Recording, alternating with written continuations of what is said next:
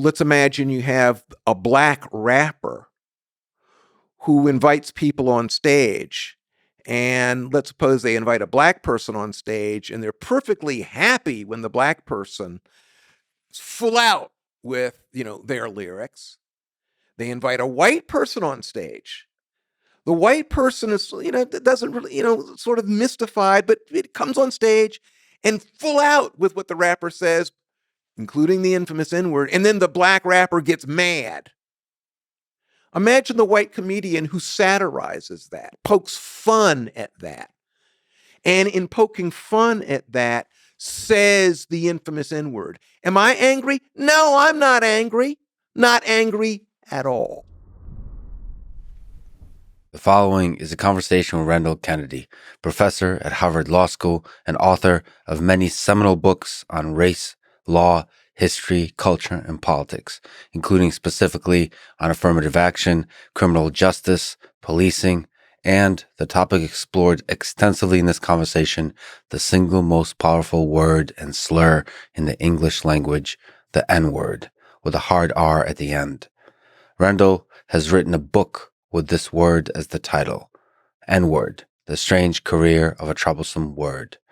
Please be warned that Randall uses this word throughout this conversation, deliberately and skillfully, to discuss its power and its role in the history of the United States. I don't intend to shy away from controversial topics like these, and I'll work hard to handle them thoughtfully and thoroughly, with respect and with empathy, often with several guests who have very different perspectives on the topic. In the end, I believe in the power of long-form conversations to heal divides by furthering understanding of human nature, of human history, and the full diversity of the human experience. This is the Lex Fridman podcast. To support it, please check out our sponsors in the description. And now, dear friends, here's Randall Kennedy. You wrote a book whose title is The N-word, spelled out with a hard R at the end. So let's start with the history of this word. What is the history of the N-word? The word you're referring to is nigger. The book that you're referring to is Nigger, the Strange Career of a Troublesome Word. The word dates back to the 16th, 17th century. It's got a long lineage, in other words. Basically Latin, basically Spanish, basically NIG, black in various formulations. We don't know actually how the term nigger became a slur. So there were words that were close to Nigger that were used in various ways. For instance, Nigg, was used. Niggur was used. And sometimes it was used in a way that seemed to be just purely descriptive. We do know that by the early 19th century, it had become a slur. It had become a derogatory word about which people complained. But exactly how that came about, not altogether clear.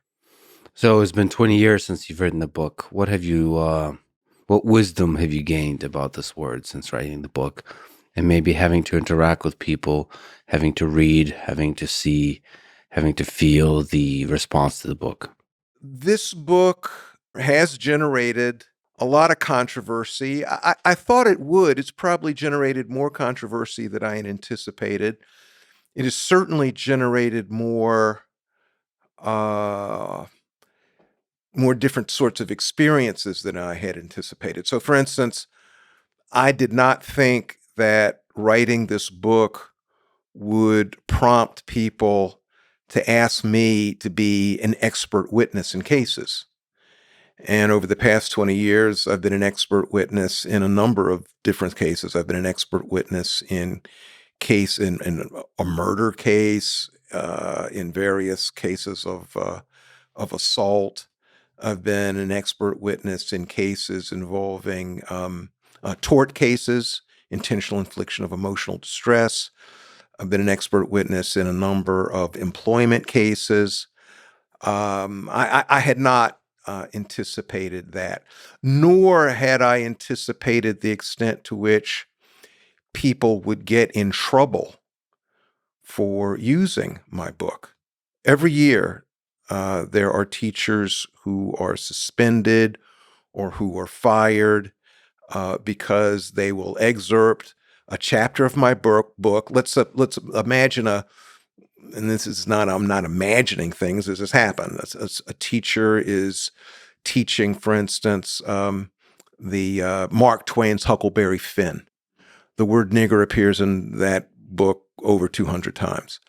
The teacher, trying to be earnest, trying to be sensible, trying to be serious, will excerpt a part of my book to acquaint students with the history of the word and maybe the history of controversy involving the use of the word in this particular novel. The teacher will give it out, hand it out to the teachers, hand it out to students. And there have been a number of teachers who've been suspended or worse because of that. Students will get upset, go home, tell their parents. Their parents will storm to the school and say that this is terrible. The teacher is, quote, using the word nigger in an offensive way. And oftentimes administrators will basically abandon the teacher. And whenever this comes to my attention, I'll write the superintendent of schools, or I'll write the principal, or sometimes I'll write an opinion editorial piece for the local newspaper. But every year there are teachers who are disciplined for using my book. I had not anticipated that. And what is the nature of the letter or the op-ed that you write on why they shouldn't be disciplined, or if they to the degree they should be or shouldn't be? There's not been one case. There's not been one case that has come to my attention in which it was even remotely sensible for the teacher to be disciplined. And what I say is that, number one, frankly, I go through what I write is almost a synopsis of my book. Number one, this is an important word in American history. It is a word that is explosive. That's why people get so upset. It's a word that's volatile. It's a word that has typically been used in a terrible way. It's a word that is part of the soundtrack of racial terrorism in the United States. So people ought to know about this word. I mean, if you're interested in knowing the real history of the United States, if you're interested in knowing about lynching, if you're interested in knowing about the way in which Black people have been terrorized in the United States, you need to know this word. You need to know that history. So you need to know why it is that people are upset about the word. But it doesn't end there. You have to know that. And if you know that, then that knowledge should equip you to be careful. It should equip you to know that, to know the range of contexts in which this word appears. But again, it doesn't just end there, because especially young people, you tell that to young people and they nod, they read, they understand that. But then what? But then they turn on their radios and they turn on, they listen to Spotify. They listen to some of their favorite entertainers. They listen to Dr. Dre. They listen to the Ghetto Boys. They listen to, Snoop. And they listen to NWA. What do they hear? They listen to stand-up comedians. They listen to Dave Chappelle. They listen to Cat Williams. What do they hear? They hear the word nigger or nigga being used in a lot of different ways. And so they need to know about that as well. What are people doing? What do how does one explain the fact that Dick Gregory was a comedian, activist, friend of Martin Luther King Jr., a true activist. I mean, he had a flourishing career as an entertainer that he abandons in order to struggle for racial justice throughout the United States and including the Deep South. How does one explain the fact that he wrote several memoirs, but his first memoir is called Nigger, a memoir? How does one explain that? How does one explain the way in which, how does one explain Richard Pryor? I mean, Richard Pryor's best album is That Nigger's Crazy. Well, was Richard Pryor trying to put down black people? How does one explain that? One can only explain that by getting deeper into the word, by understanding that, yes, this is a word that has been used in a derogatory way. This is a word that has been used to put people down. This is a word that has been used to terrorize people. You got to know that. But you also have to know that this is a word that has also been put to other uses. There are artists, there are entertainers who have used this word, like Dick Gregory used it, to put up a mirror to American society and say, look at this word and look at the terrible way in which it's been used. We don't want you to look away. No, don't look away. We're not, no euphemism, no asterisk, no N-word, no nigger. Now we want you to look at that and we want to talk about that. James Baldwin. There was a documentary about James Baldwin a couple of years ago. Highly lauded documentary. The title that was given to this documentary was I Am Not Your Negro. That's not what James Baldwin said. Anybody can go to YouTube right now, take a look. James Baldwin said, I am not your nigger. And then he went on to talk about that. Well, James Baldwin wasn't, again, he wasn't trying to cover up anything. He wanted people to face the facts of American life. And it seems to me that if you're a teacher and you want to have your students face the facts about American life, well, you've got to grapple with the word nigger. Now, let me just quickly say, teachers have a tough job. And if we're talking about students, of course, there's a wide range of students. Am I saying that one ought to give my book to kindergartners? No. Kindergartners are probably not ready for such a book. Third graders? Probably no, not third grade. If we're talking, however, about people in the 10th grade, do I think the 10th graders can read my book? Yeah, sure, absolutely. 11th graders, 12th graders, people in college. There are people in college. There are people in college. There are people in law schools. Teachers in law schools have been disciplined because the word nigger has come out of a teacher's mouth. Why? In a couple of cases recently, teacher would be reading a court opinion. The word appears in the court opinion. The teacher pronounces the word, students get up, leave in a huff, report the teacher. There's some instances in which teachers have been, under those circumstances, have been disciplined. In my view, that's bad. And people ought to say it's bad. It's bad pedagogically. Frankly, in many of these instances, it's not only bad, it's stupid. And I don't mind saying that. I think that some of these instances in which teachers have been disciplined, absolutely stupid. People say, well, the teacher used the word. Excuse me, used the word? It'd be one thing. It'd be one thing if a teacher looked at a student and called the student nigger. Get out of here, nigger. That'd be fine. Discipline, that's teacher, that's bad.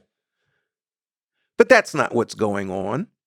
You don't have these none of these are cases in which you have an individual who is a stranger to another individual and this word just sort of comes out. No. What we have here is a class involving a person who is a teacher interacting with students, talking about subjects in which it would be perfectly understandable why this word would emerge as a subject of conversation.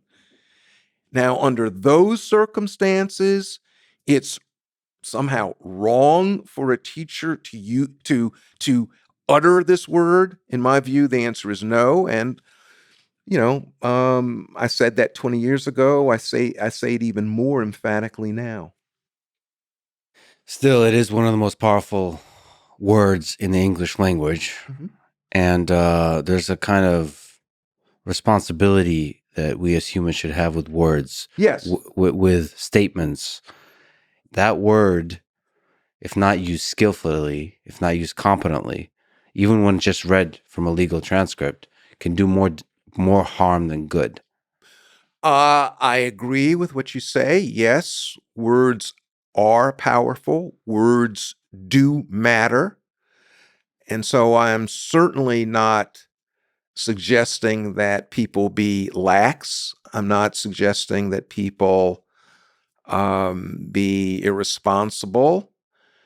It's precisely because words matter, however, that we need to be willing to face words and grapple with words and talk about the history of words, precisely because words matter.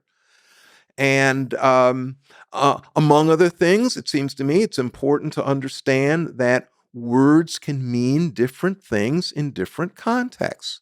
It's not the case that a word means the same thing in every context. The word discriminating. Sometimes it's a very bad thing. That person discriminates. And when again, intonation of voice means something. If I say, oh, that person discriminates, and I'm obviously being disapproving, implicitly what I'm saying is that person distinguishes between things on an unjustifiable basis. And that's a bad thing. On the other hand, that person has discriminating taste. Oh, that means something very different. That means that the person differentiates in a way that shows that they understand the difference between excellent, good, and not so good. And we think that that's a good thing. So words can have different, words can mean different things in different contexts. It seems to me that that's something that actually we ought to recognize. We ought to recognize and talk about. Well, some words enter this territory of being a slur. And it seems like when they cross the line into being a slur, there's the number of contexts in which it's okay to mention it exponentially decreases. Right? No. I'm gonna resist that a little bit because the whole idea of slurs change. Yankee was a slur. Yankee was a slur in 18th century United States. Slur today, New York Yankees. I'm a Yankee fan. I'm a Yankee. Queer. And this is in my lifetime. There was a time, that you queer, and people would really run away from it, and that was, a bad thing. And then, thank goodness, gay liberation movement. Gay liberation movement. Basically, we're not going to run away from this. We're going to grab this quote slur and we're going to affix it to ourselves, and we are going to repurpose it now the word queer is, again, can it be a slur? Yeah, it can be a slur. Doesn't have to be. And it seems to me that it's important for people to know about how a word, a symbol, in some contexts can be a slur, in some contexts doesn't have to be. So the whole idea of what's a slur, that's a complicated idea in and of itself. It's very complicated. It's, if I may say, almost fascinating how language evolves. Mm-hmm. But if we were to kind of have a minute by minute evaluation of the most powerful, intensely slur like words in the world, I think the N word with a hard R at the end, which is the title of your book, is number one on that list. Well, probably so. And of course, that's one of the reasons why I wrote a little book about it. Yeah, but it hasn't, even since you wrote a little book about it, it seems like it's maintained its number one status. You mentioned queer. Mm-hmm. Maybe queer was in the top 20, I don't know, for a while, and now it's sliding into the top 1,000, and the N word is at the top. You're absolutely right. The origins of this book, I clearly remember. I was at my office, and I was thinking about lecture topics. And I get invited to give lectures from time to time. And I was thinking, well, what might make for an interesting lecture? And all of a sudden, the word nigger popped into my mind. Now, this is a word I've grown up with this word. I mean, there's never been a time in my life when, at least in my conscious life, in which this word's been absent. I mean, in my household, for instance, my parents are Black people. My parents were refugees from the Jim Crow South. I was born in the Deep South, South Carolina. In my household, I heard the word nigger used in every possible way. I heard it used as a slur. I also heard it used with respect to people who were praised. My father, I clearly remember my father, whom I revere. That's the smartest nigger in the world. That's the bravest nigger in the world. That's the baddest nigger I know. He wasn't putting people down. This is the way he talked. And I grew up hearing this word in various ways. And so I was thinking to myself, God, where did this word come from? And one of the first things I did, I clearly remember just jumping up out of my seat, running up to the library, Oxford English Dictionary. When did this word first appear in English? What was the history of the word? And then what really sort of grabbed my attention is I get my computer going, and I asked the computer system, give me every federal court case in which this word appears. Thousands of cases. And then I said, "Oh my goodness, this is really interesting." And then I started just cataloging all the different cases.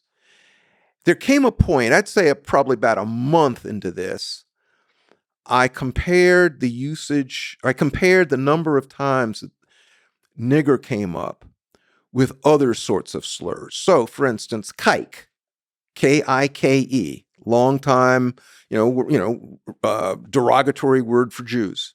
How many times has this word come up?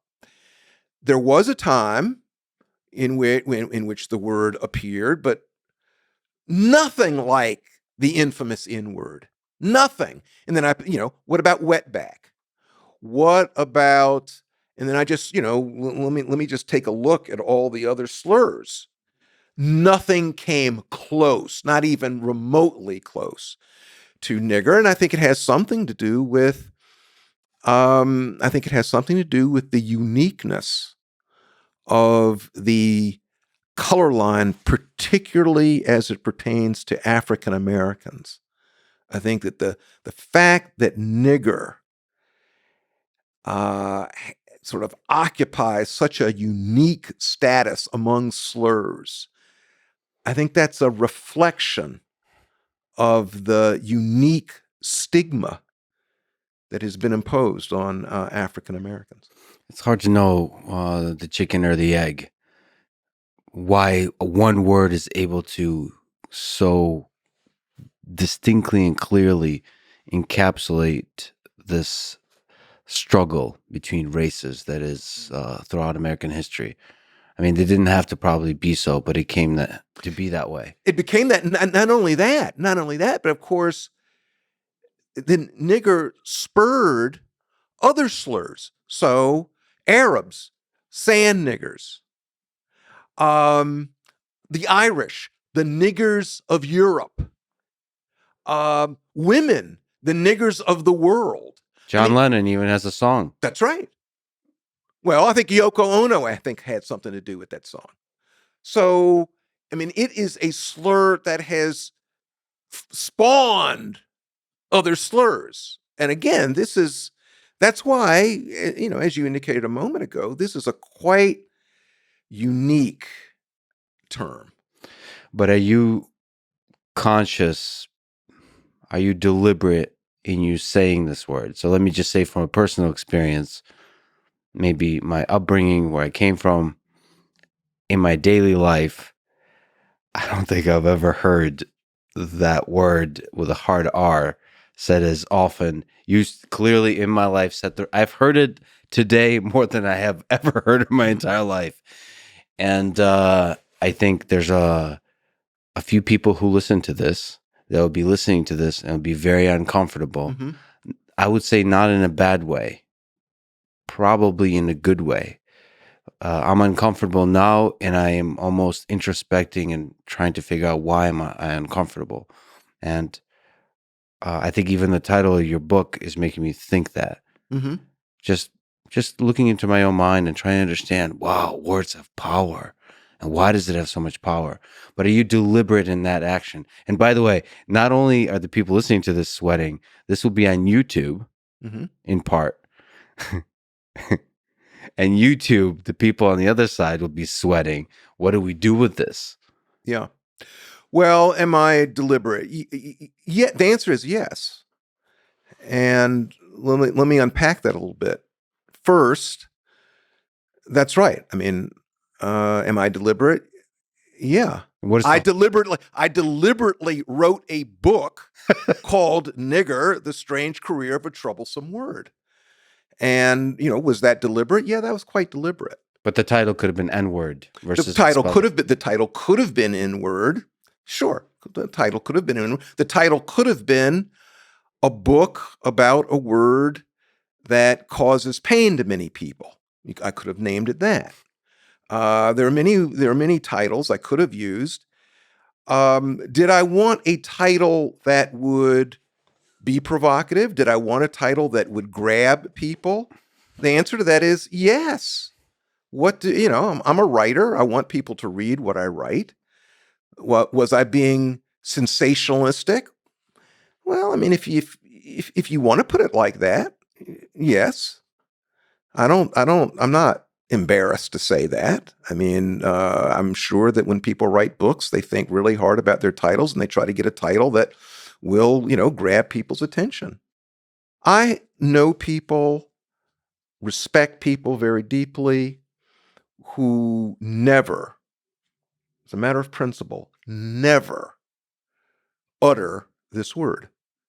And I've talked with people, I've had people say, I read your book, let's talk about it, but let's be very clear, I'm not going to use the word. I've had many conversations with people who've asked me not to use the word.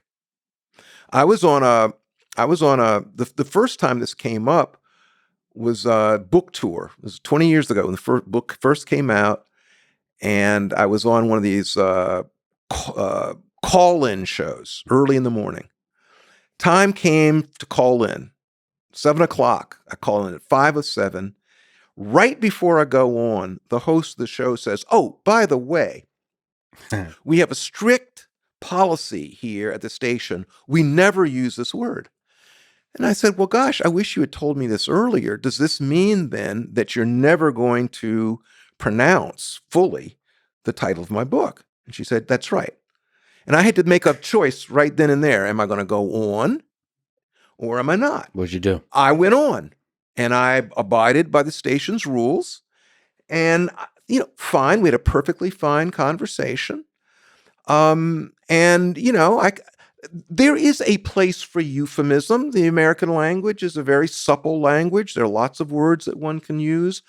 I do not get angry with people who don't, they say as a matter of principle, they're not going to use the word. Fine. I understand where they're coming from. And often I will defer to their wishes. All I say is I want people to understand where I'm coming from. I'm not just using this word willy-nilly. There's a pedagogical reason. There is a reason for why I'm saying what I'm saying. There is a reason why I use the word. Can you make the case why using the word is a good idea, and can you steelman the case why it's a bad idea? Maybe you've heard from some critics. Yes.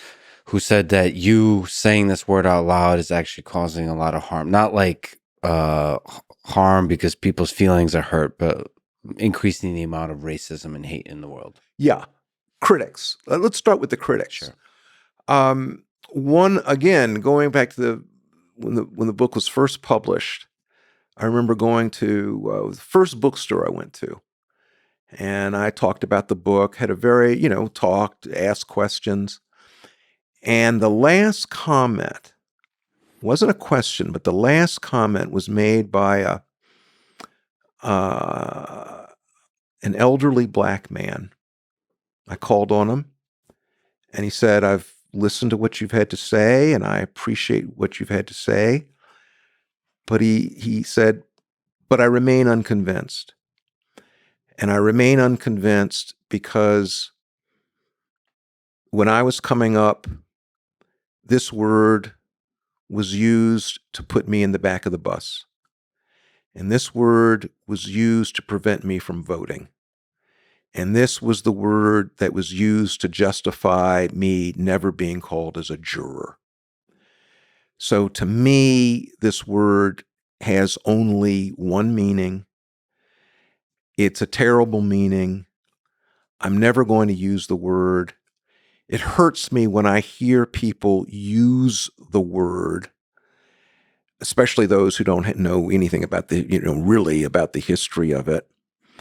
And he went on to say, I think that your book, though well-intended, is probably going to be seen by some people as giving them permission to use the word. And then he stopped. And I thought that there was a lot of power behind that gentleman's comment. I think that what he said is probably correct insofar as there are probably some people who read the book. There are probably some people who are listening to our conversation right now who will think that I'm giving people permission to use the word. I have said that I'm not. I want people to understand the word. I think that there is a burden that comes from whenever you utter a word like this. But that's a critique, and I think there's strength to that critique. I'm not going to say that that's a ridiculous critique. I think that there is something to that. And by the way, I should say, and that's why I would say to anyone, that's right. If this word comes out of your mouth, you are taking on real responsibility. So for years, it doesn't happen so much now, but I'd say for about the first 5 years after this book was published, I would get an email at least once a week. Mm-hmm. And it would begin like this. Dear Professor Kennedy, I read your book and I'm calling to ask you a question. And as soon as I saw that, I knew what the question was going to be. And what the person would say is the following. I like rap. And then I knew what was coming. I like rap. I'm white. And I have black friends, and we listen to rap, and we're driving in the car, and we're listening to the song. We start humming along and singing along, and my black friends sing along, and when nigger or nigga comes up, they sing, and I don't know what to do. Is it wrong for me to sing along?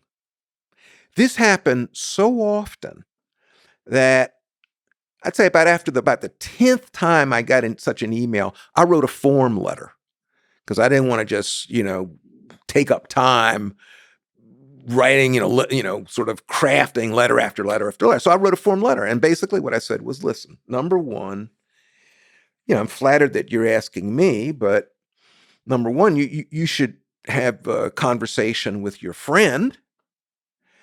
Number two, no matter what your friend says, let me put something else for you to consider.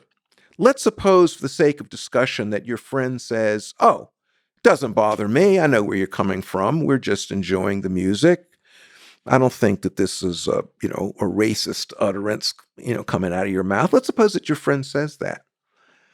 That doesn't end matters, because let's imagine the following. Let's imagine that you're in a theater and you're waiting for the, film to start, and you're just, talking with your friends or singing with your friends or just, kicking back with your friends. And they're talking about nigger this or nigga this. And you say it. You, the white boy, say it. And the next thing you feel is a big fist in your mouth that has been launched by a person that you did not see who was right behind you. Mm-hmm. All this person saw was a white person saying nigga, and the next thing, pow! Mm-hmm. That's not, some sort of overheated scenario coming from some law professor's mind. That is a very plausible scenario. So you have to be worried about lots of things, including mistake. So my advice to you is be prudent. I would stay clear of the word unless you're very certain, and unless, if you're called on it, you feel you're in a position to defend yourself, defend what you're doing. But the prudent thing would be to stay clear. There's so many questions I want to ask there. One is about the violence and the legal aspect of that. It's very interesting. You raised that in the book. But, I do want to bring up something I probably disagree with you on, which is you say that there's not a significant difference between the different variations of the N-word. Mm-hmm. Or maybe you don't. I just listened to a bunch of your interviews. So there's the version with the ER at the end, mm-hmm. version with a GA at the end, mm-hmm. and then GRO at the end. These are all different versions. And I feel like in that list of powerful words, I feel like there's a distinction. Yes. I feel like the number one spot is the one with the hard R. Mm-hmm. And I don't know, maybe you can try to shed light, but I feel like the one that ends in GA is really far down the list in terms of modern culture. So we talked about the evolution of the words, mm-hmm. and the word queer, for example. Mm-hmm. It feels like because of rap, because of comedians, because it's become much more, it lost so much of its power. Well, or you don't think so? No, I think there's a difference between nigger and nigga. I mean, people make a distinction between them. And I think that to the extent that lots of people make a distinction between them, I think, just as a sociological fact, they are different. I think that people who get upset if somebody, especially white people, so, if a white person says nigga, and they're, and they're you know, sort of criticized about it, and they say, "Well, I didn't say nigger. I said nigga." Believe me, I think most people who are mad at them are going to stay mad at them. Now you raised the word, so nigger and nigga, I would put in a very different category than negro. Educate me here. Well, yeah, sure. Happy to. Negro is also controversial. It's also controversial. But Negro has never been viewed by a substantial number of people as a derogatory term, at least with the same amount of animus, the same amount of it's a very different kind of word than nigger or nigga. I mean, after all, Negro, Martin Luther King Jr. All of his great oratory, Negro. You read the work of the great W.E.B. Du Bois, Negro. You read the work of my boss. So, for instance, I use the word Negro. I use African American, Black, Afro American, but I also use the word Negro. Now, there are some people who get really mad at me because of when I use the word Negro, and so, for instance, there's students who've gotten really quite exercised, and they'll say, I'll be giving a lecture, and a hand will go up. I'll call on somebody, and they'll say, "Listen, are you using the word Negro in its purely because of the historical time period that you're using? So is that why you're using it, or are you using it in your own voice?" And often I'll say, "Well, I'm using it in my own voice," and they'll say, "Well, I'm offended. We think that this is, that's old timey. It's derogatory." When this first came up, I said, "Let's pause for a moment, and I'll take that under advisement, and let me look into this." Mm-hmm. And I ended up writing an essay about it, an essay about the history of the terms that Black people have used to describe themselves. And it's a long list, Black, colored, Afro-American, African American, Negro, etc. So I go through all that, and I said, "Now, let me just tell you, I know for certain when I started using the word Negro often in writing. I can date it.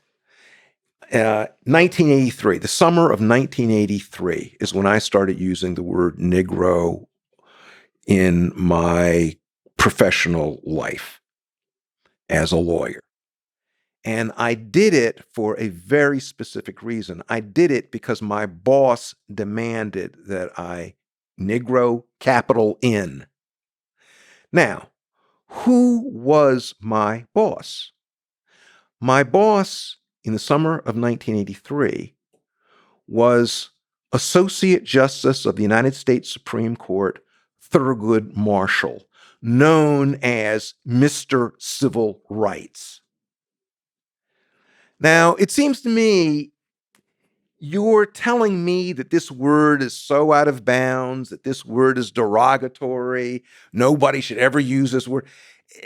Does the fact that Thurgood Marshall demanded that I use this word, does that complicate things a little bit?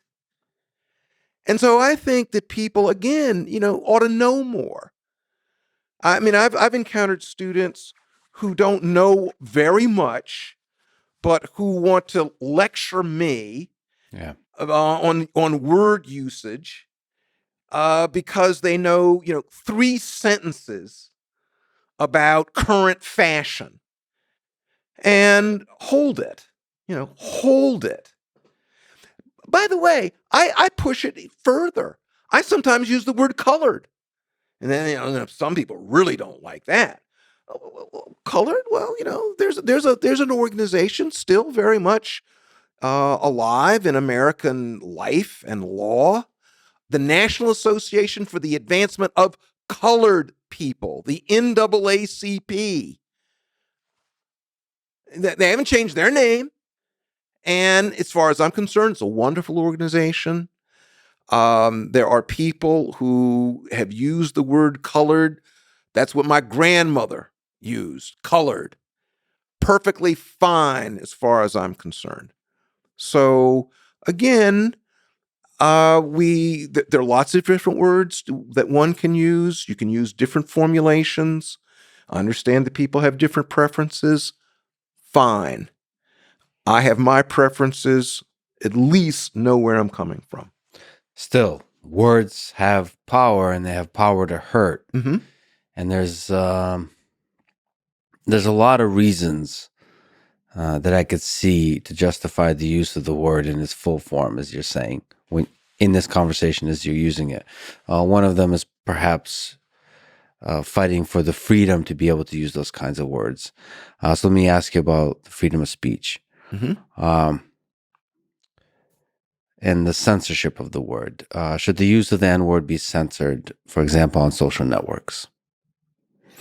So we can come up with different places. We can say university campuses, maybe in op-eds, or I don't know. But I think social networks currently is a very interesting place. Mm-hmm. There's a lot of conversations that are happening on them. There's the ability, the technical capability to remove the ability of people to use the word. Do you think they should be allowed to use the word on Twitter, for example? Mm-hmm. My response is it all depends on the way in which the word is being used. If the word is being used to intimidate, if the word is being used to um, terrorize, then no. Along with lots of other words, by the way. I mean, I could use the word, I suppose, gentleman. I mean, I'm sure that I could conjure up a way in which that word could be used in a, intimidating way. So I'm would I be happy if there was a technology that always blanked this word, Nigger? I would be against that. For one thing, it would erase the name of one of my books. And I think that, I think that the book actually has a lot of useful information and makes some useful points. And by the way, if let's imagine a world in which there was a technology that blanked every time Nigger appeared, you would have, what would that do to novels by James Baldwin, by Toni Morrison, what would that do to the speeches of Malcolm X, Martin Luther King Jr.? What would that do to the comedy albums of Richard Pryor, Cat Williams, Dave Chappelle? What would that, if one sort of plays that out, would one want to have all of those blanks in important literary and political performances? No, I don't want such blanks. What I would want I would want the word to be there and for people to understand how to deal with this word. And by the way, you've used the word hurt an awful lot. So let's talk about hurt. I think we need to be more careful with the way in which we deal with hurt, because people can be justifiably hurt. You can have justifiably hurt feelings. And if somebody has justifiably hurt feelings, I then think that we should turn to the person who has hurt those feelings and say, you have acted wrongly because this person's feelings are justifiably hurt in relationship to what you've done. On the other hand, There are people who have hurt feelings, and frankly, it's unjustified. So just imagine the following. Let's imagine that I give a talk about the greatness of Martin Luther King Jr. And then let's imagine that a Ku Klux Klansman comes up to me after my talk and says, "Oh, you have now hurt my feelings." What? Am I supposed to apologize? Am I supposed to be regretful that my talk about the greatness of Martin Luther King Jr. has hurt the feelings of the Klansmen? No, my response is going to be, you need to reevaluate your feelings, because actually, your feeling of hurt is unjustified. And no, no, there's no apology coming from me. But there's a kind of line, and perhaps the gray area, and maybe the word hurt has been overused, because if you try to avoid hurting a small fraction of society that is mentally weak in a way where everything hurts them, that's the wrong way to build a society. Mm-hmm. But if we flip that upside down and say trying to maximize the amount of love in the world, and think about decisions we make in terms of the language we use to try to maximize the amount of love, and not just short term but long term. Okay. And that's where freedom of speech is very powerful, because it's a short term painful thing often, but long term beneficial thing. Just having freedom. And so there's where the question of the N word starts to come in. How much, how do we think about its use on the internet, on college campuses, in a way that maximizes the amount of love and compassion and camaraderie in the world? I think that's good. And I would associate myself with your vision. How can we maximize love? No, I love that. I think that's great. So let's take that on.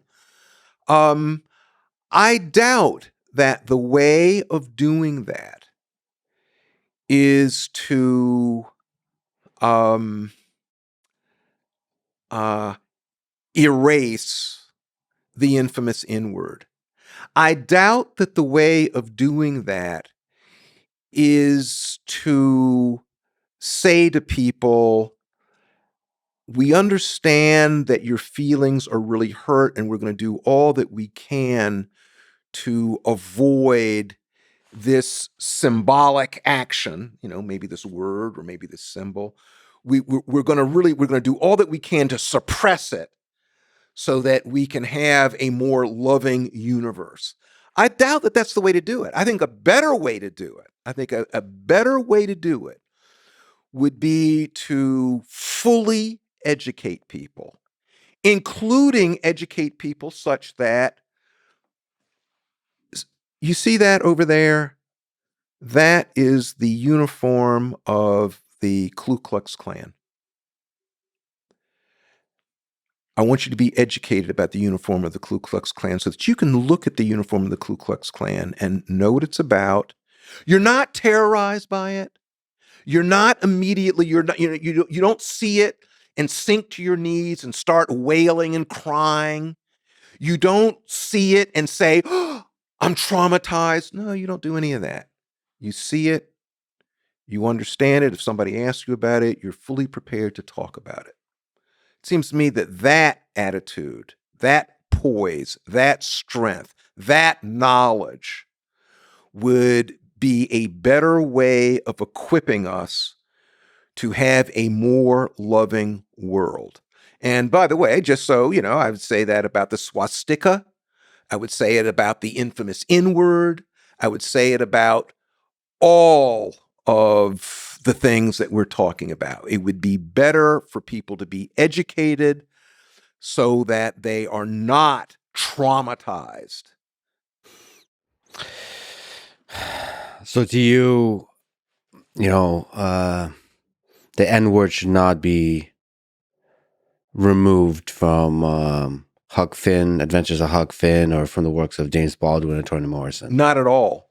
In fact, it seems to me that the bowdlerization of these great artists' literary work is, as far as I'm concerned, highly objectionable. Highly objectionable. When is it okay for a white man to say the N-word with a hard R? Well, here we need to focus on the word "say." Is it ever okay for anyone? Black, white, pink, yellow, I don't care, red, orange. Is it okay for anyone to use this word in a way to put down people, to terrorize people, to intimidate people? Answer: no. And I'd say that black person. By the way, I've seen black people use this word to try to intimidate, put down other black people. Bad. So I'm against it with a black person, white person, doesn't matter. On the other hand, um, imagine, imagine a white person who is giving a lecture on the history of American racism. A lecture on the history of American racism. And in giving that lecture, quotes the, white racist politicians who, until fairly recently in American life, used the infamous N-word. So imagine a white history professor giving a lecture about the history of American racism and says, in 1948, this is what so-and-so running for the presidency of the United States said, and then quotes a paragraph or two in which the infamous N-word is featured. Is that bad? No, that's not bad. No, that's not bad. It sounds like a perfectly good lecture. And I'm glad that you put the infamous N-word in there so that we can see that as recently as 1948, people who were running for the presidency of the United States openly used the word. That does not bother me. I'll say this too. Now, somebody says, well, nice job, Kennedy, but you've limited it to over here. You've put it in an academic setting. What about other settings? It does not bother me. Let's imagine somebody who's a comedian, a white comedian, who is satirizing word usage.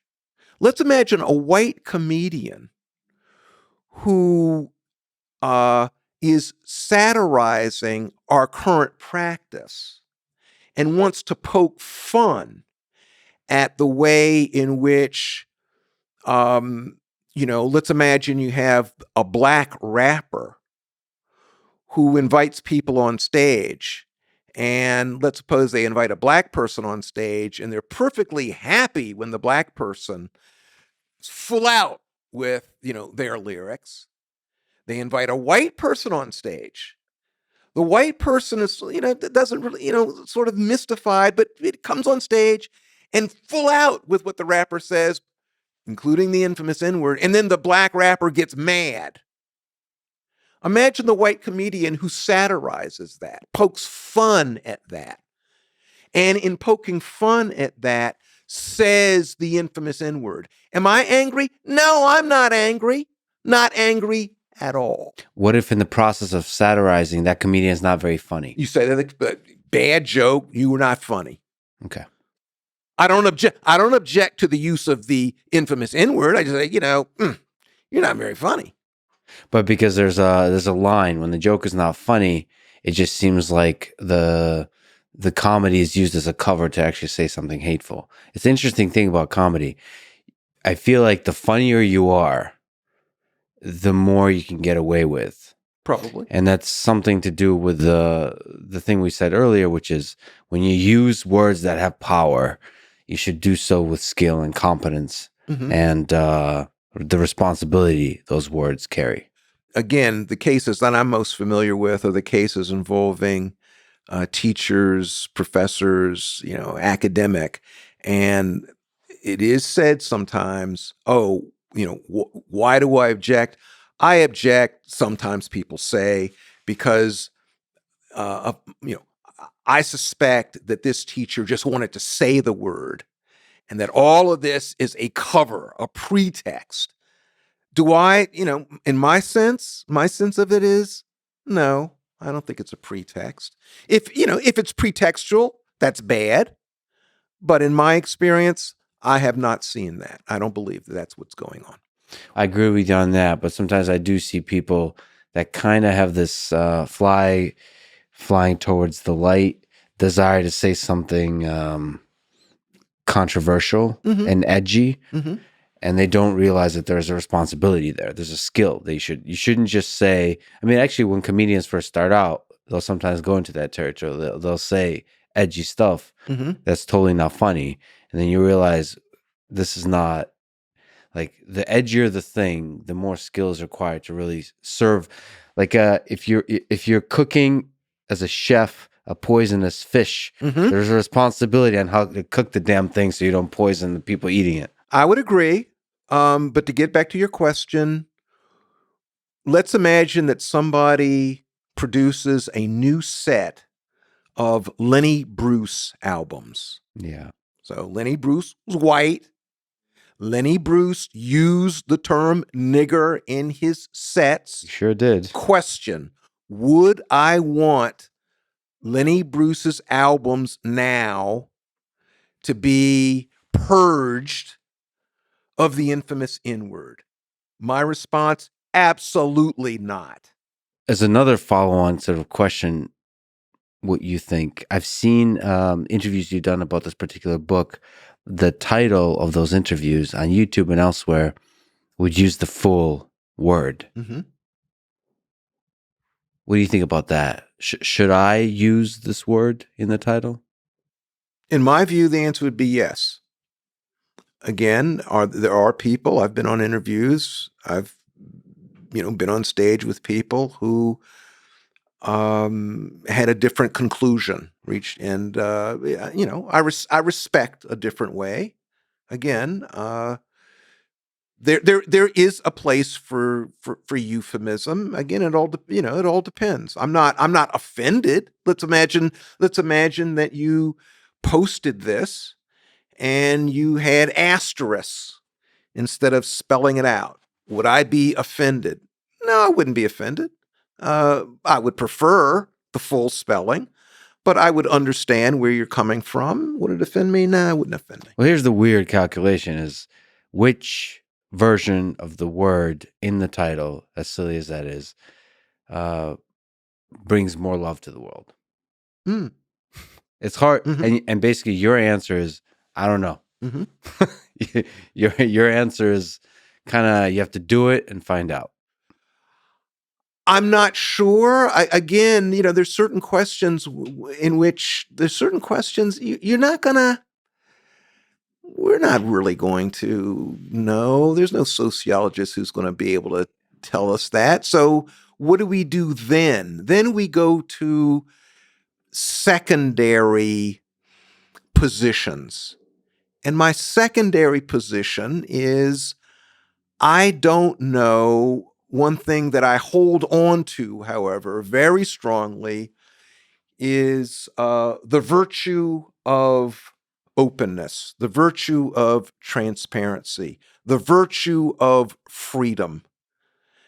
And I feel as though if I'm holding on to those things, if I'm trying to engage in a serious conversation, in which I'm trying to make other people understand me and I'm listening carefully to other people, I feel at ease. I feel this is going to eventuate in something positive. And I feel okay. You are at Harvard. Yeah. You're one of the most respected people in the history of Harvard. That said, you did write a book with the N word in it, and you also have a lot of opinions that challenge the mainstream perspectives on race from all sides. Hopefully, we'll get to talk about some of them. But what's your view on Harvard and universities in general and speech? Yeah. Did you feel pressure from any direction on first of all the title of this book, the content of the book, and in general your views on race? Yeah. I am very laudatory of Harvard University. I've been at Harvard since 1984. I think it is a wonderful place to work. I there has not there I have in the various positions I've taken particularly with respect to this book or all my other books. What has Harvard University done? Harvard University has done nothing but provide support, sustenance, encouragement. I think that people get down on Harvard University.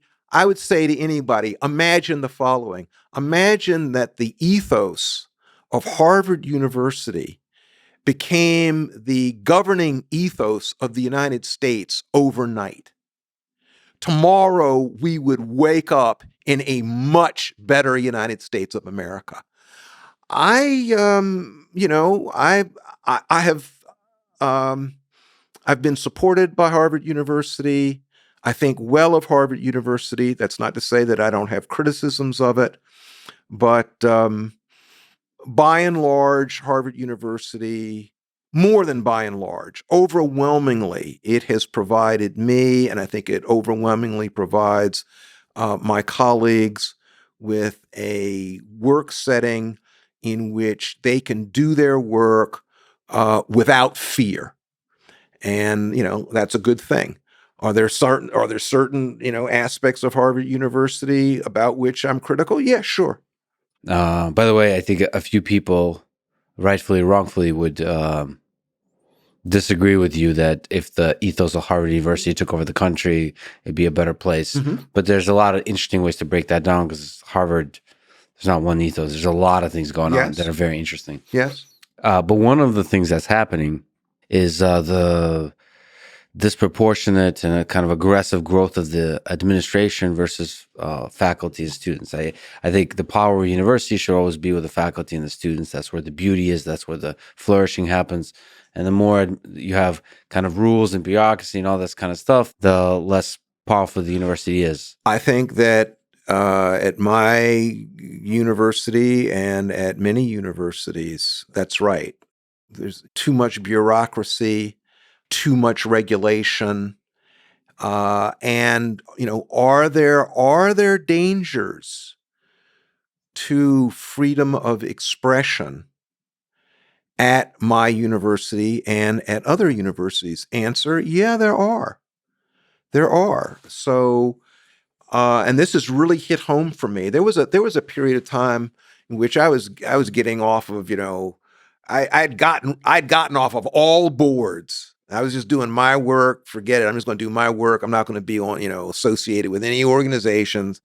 In the last 5 years, that has changed quite dramatically. I have gotten on various. I've reassociated myself with various organizations, mainly organizations involving academic freedom, because of what's going on on university campuses. Again, I have been, at least thus far, this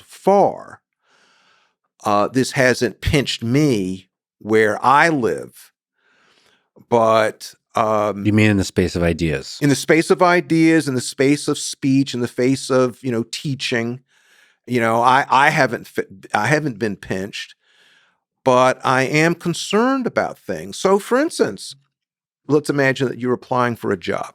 You want to be an assistant professor, or let's suppose that you're seeking a promotion. On many university campuses, you are asked to give a DEI statement in which you say, I plan to, one of the reasons why you should hire me, or one of the reasons why you should promote me, is because I'm going to, advance the DEI ambitions. Diversity, equity, and inclusion, for people who don't know. This Yeah, is the general set of programs that most universities now have. yes, that's right. So, you've got to sort of, basically what you're being asked to do, whether they say it explicitly or not. They don't say this explicitly, but this is what this is what is up.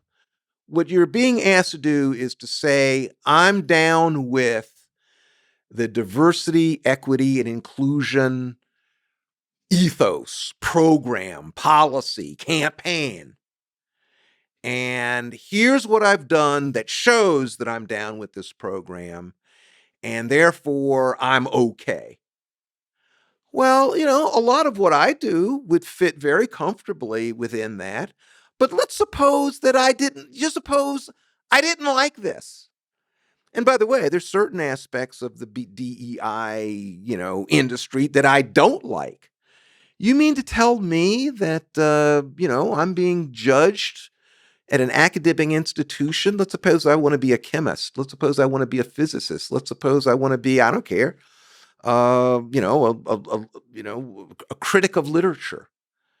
I oppose this program. I don't, I don't think this is the way in which higher education should be going. Should I have to, on pain of relinquishing my ability to be hired, should I have to sign on to this? Just suppose, and let's change it around. Let's not make it a DEI campaign. Let's make it a Make America Great Again campaign. What would we think then? Let's suppose it was something that said, instead of it saying DEI, let's make it say, the advancement of American capitalism as we know it. We want you to be down with that. What have you done that shows us that you believe in the advancement of capitalism in America? Would I be happy about? No, I would say this is no. Well, no, with respect to these, as far as I'm concerned, with the DEI statements. Oh, here's another one. I just learned, and in fact, I mean, there's certain things that are happening. And I must say, I mean, I'm in academia, but it's news to me. I didn't know until relatively recently about positionality statements. So these are statements in which somebody writes an article. Let's suppose, I write an article, and it's not enough for me just to submit my article to some law review or to some other sort of journal. No, in addition to me submitting my article, I've got to give a positionality statement in which I say whether I am, gay or straight or what have you, in which I say my race, in which I say my nationality, in which I say my stance toward this ideological position or that ideological position. Interesting. What? Is this becoming a kind of a standard? I don't know how widespread it is. I know there was a very good article in the New York Times a couple of days ago about these positionality statements. And in fact, that's what sort of tipped me off. Somebody had told me there's a law review at my home institution. And I had a friend who sort of mentioned this offhandedly and who said, well, I submitted an article to this journal and I was a little bit taken aback insofar as they did have me fill out a questionnaire in which I was required to state my race, state this, state that, state the other. And, you know, um, as far as I'm concerned, well, what does that have to do with a proper assessment of somebody's work? This concerns me. I'm concerned about the fact a little while ago you mentioned the word Negro. At I was talking with colleagues a couple months ago, and somebody mentioned that this word had come up in their class because what had happened was one student was reading from a Supreme Court decision, and the word Negro was part of what they read out, and another student held up his hand and said to the student who was reading, "Hey, you should be careful because, I find the word Negro offensive, and you need to be careful about even saying a word that would be offensive to someone." And this person, and then, the teacher was, well, what should I say in those circumstances? What should I have said? And I volunteered, and I said, well, gosh, that's really interesting because see, if that had come up in my class, I would have said, well, frankly, I don't see what I don't even see what the big deal is because I use the word Negro. And, um, Harvard University is not on some island that is, you know, apart from everything else that's happening in the world. If these things are happening in other places, if they're happening at Stanford, if they're happening at Yale, if they're happening at Columbia, they're going to happen at Harvard. Um, but thus far, and I am most especially experienced in life at Harvard Law School. Harvard Law School is an open environment in which ideas are tested, and they are tested fully. And it's because of that that I say I have been fully supported at Harvard Law School. Feel that it is an excellent place in which to do work. I'm a fan. I am a fan, and I'm not embarrassed to say it. I am a fan of my workplace, Harvard Law School. Very happy to be associated with Harvard Law School. Zooming out, in general in education, there's something called critical race theory. Can you comment on what are your thoughts about this kind of perspective on race and race in America, to the degree that it's becoming a part of the education program? Okay, so the first thing I want to say. What is it? Well, the first thing I want to say about critical race theory is that critical race theory has become a term. So I'm going to put quotation marks around the term critical race theory. In a minute, I'll talk about critical race theory without quotation marks. But to begin with, I want to talk about critical race theory because the reason why people are talking about critical race theory so much now is because politicians, mainly Republican right-wing politicians, have created a boogeyman, critical race theory with quotation marks around it. They have created a boogeyman, and they have tried to make it seem as though this boogeyman believes all sorts of ideas that Americans should loathe and that Americans should fear. And they've created this boogeyman, and they've created it, and they've done a very good job of creating the boogeyman, and they have mobilized sufficient, public support such that, there are a number of states that have passed laws prohibiting the teaching of so-called critical race theory.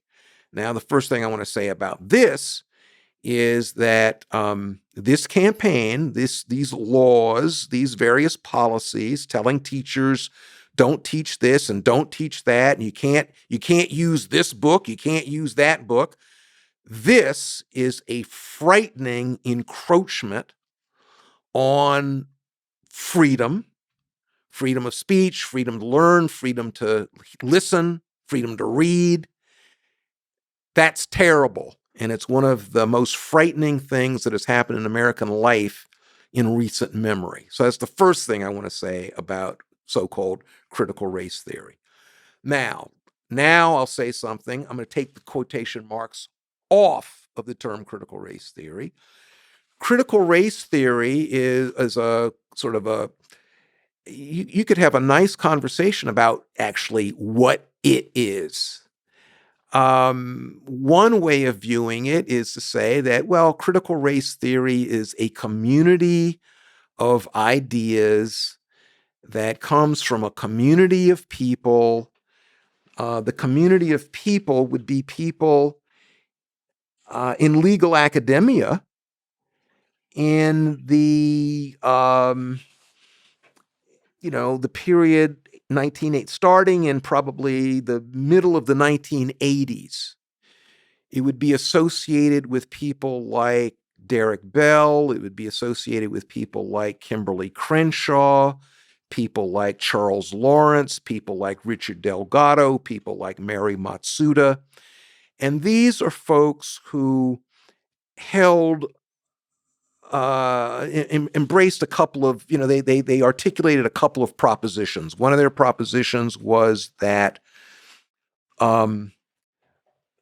liberal race policy was insufficient. They would say that the racial policies of a person like my old boss, Thurgood Marshall, the liberal racial policies were insufficient to grapple fully with the pervasiveness and the depth and intensity of American racism.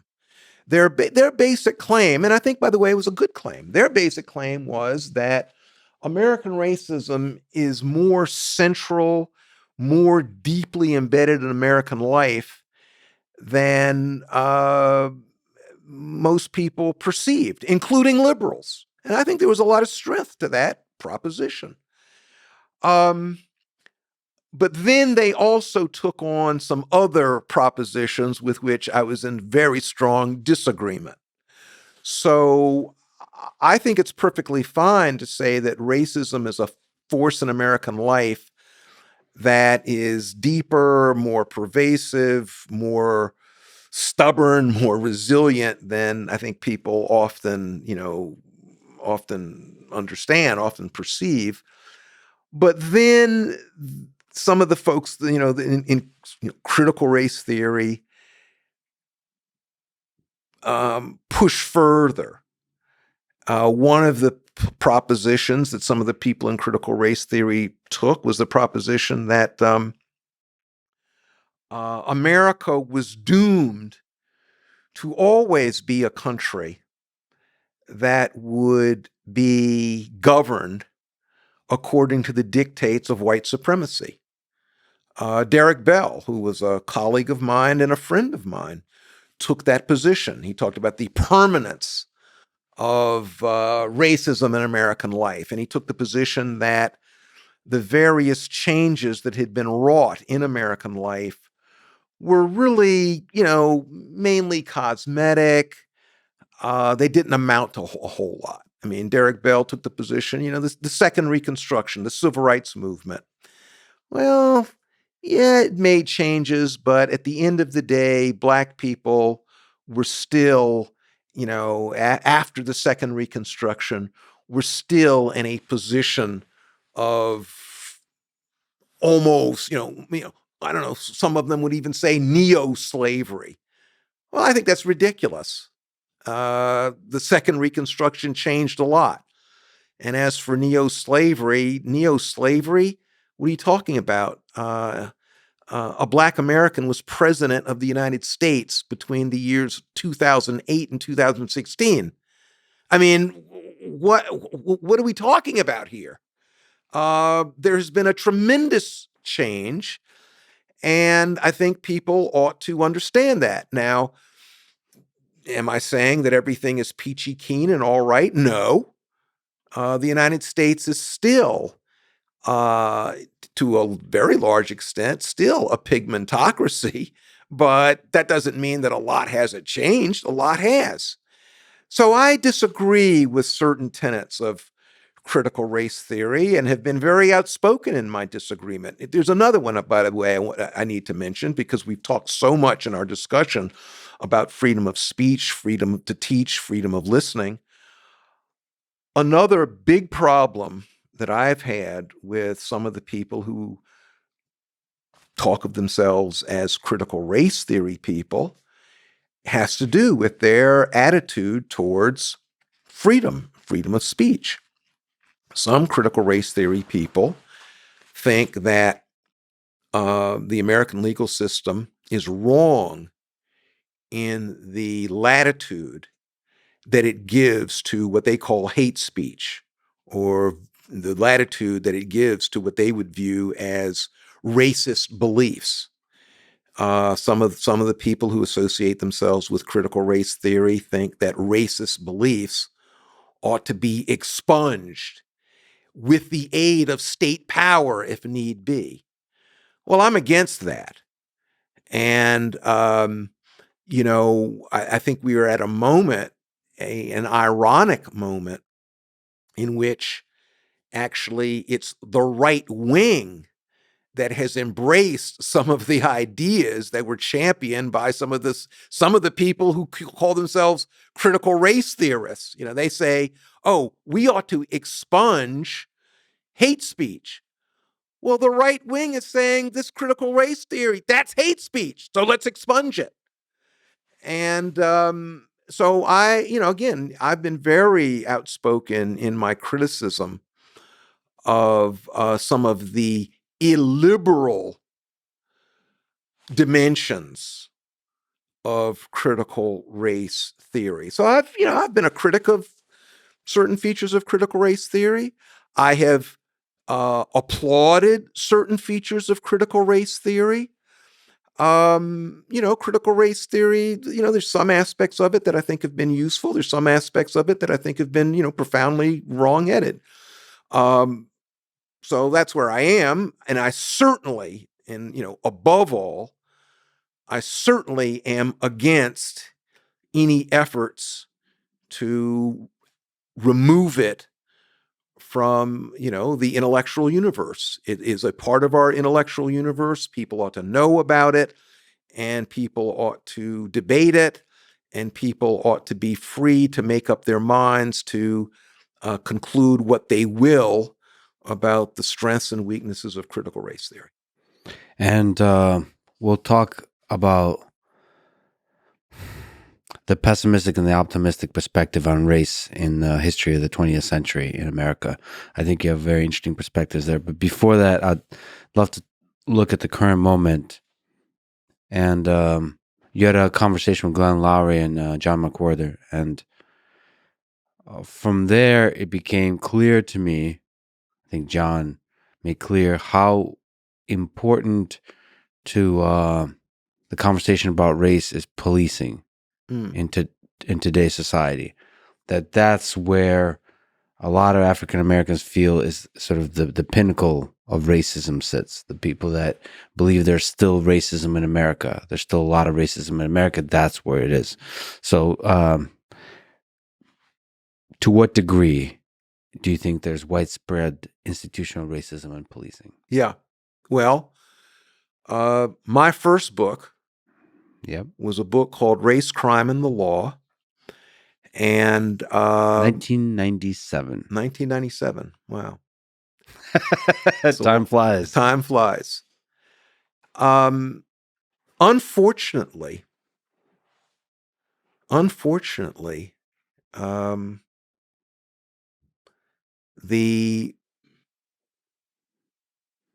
the impetus behind that book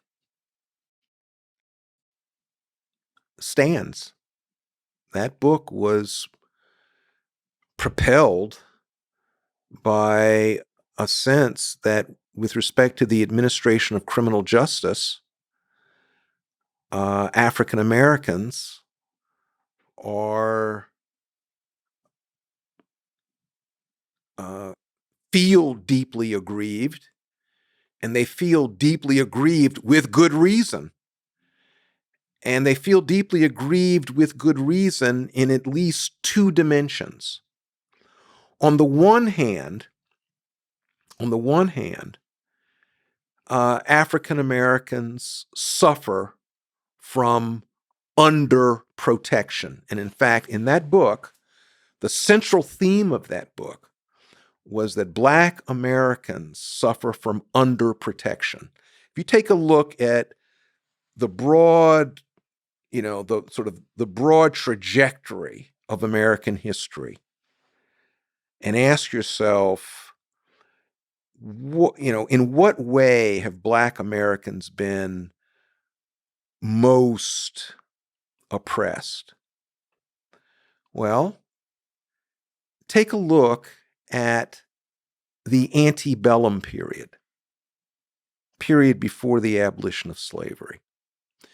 Before the abolition of slavery, in the locales where most Black people resided, namely the slave states, in a lot of those areas, question, was there a crime called the murder of a Black person? Answer, for a long period, the answer was no. There might have been a tort, so if a white person killed a slave, that person could be sued because they had injured the property of another and would have to pay money for that. But had they committed a crime? Answer, no. In the antebellum period, were Black women protected against the crime of rape? In most states, the answer was no. There was no such crime. Let's go to after. Slavery is abolished. Thank God. Slavery is abolished. Then let's see, what happens. So we hear lynching. But from 1890 until, let's say, 1930. Well, in 1890, there was probably, I would say there was probably on average a lynching every day in the United States. Well over 300 lynchings. It goes down. That was the case in the 1890s, probably the first decade of the 20th century, and then it starts going down. What was lynching about? Lynching was about Black people being executed outside the law. Did the legal system do anything about that? Answer, no. You show me cases in which people were prosecuted criminally for engaging in lynching. You come up in most places with a null set. Black people suffered the under protection of the law. Do Black people still suffer the under protection of the law? The answer is yes. And people talk about the Kerner Commission report, 1968. Black people were asked, with respect to the police, what's your main complaint? In many places, the main complaint was, we don't have police protection. When things happen to us, when our houses are burgled, when our businesses are encroached upon by robbers, when our businesses are robbed, when we're assaulted, Nothing happens. The police protect white people. They don't protect us. Under protection. Our society right now, if you take a look at the statistics, who is most liable to be raped, robbed, the victim of assault, what have you? Black people. I mean, and it's not even close. Under protection. So that's one way in which the administration of criminal justice harms Black people, by not doing what government is supposed to do, which is protect us. 14th Amendment, protect, equal protection. I underline protection of the law. So that was a big theme of race, crime, and the law. Now, second, and this is the thing that gets most attention, and it's important. I think that the underprotection story does not get enough attention. But then there's a second story. The second story is that Black people have historically and still today, Black people are subjects of invidious racial discrimination when it comes to police action. So,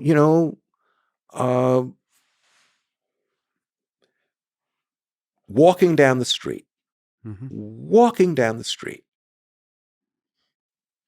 you have a Black person who's, let's say, 20 years old. You have a white person who's 20 years old. And let's make them men. They're both just walking down the street. And question, attitude of the police towards these two. An attitude, is a complicated thing. It can show itself in various ways. It can show itself in a look. It can show itself in who gets the look. Black person's, walking down the street or running down the street. White person's walking down the street or running down the street. What happens with respect to the police? Let's suppose that, who gets the second look? Who is followed?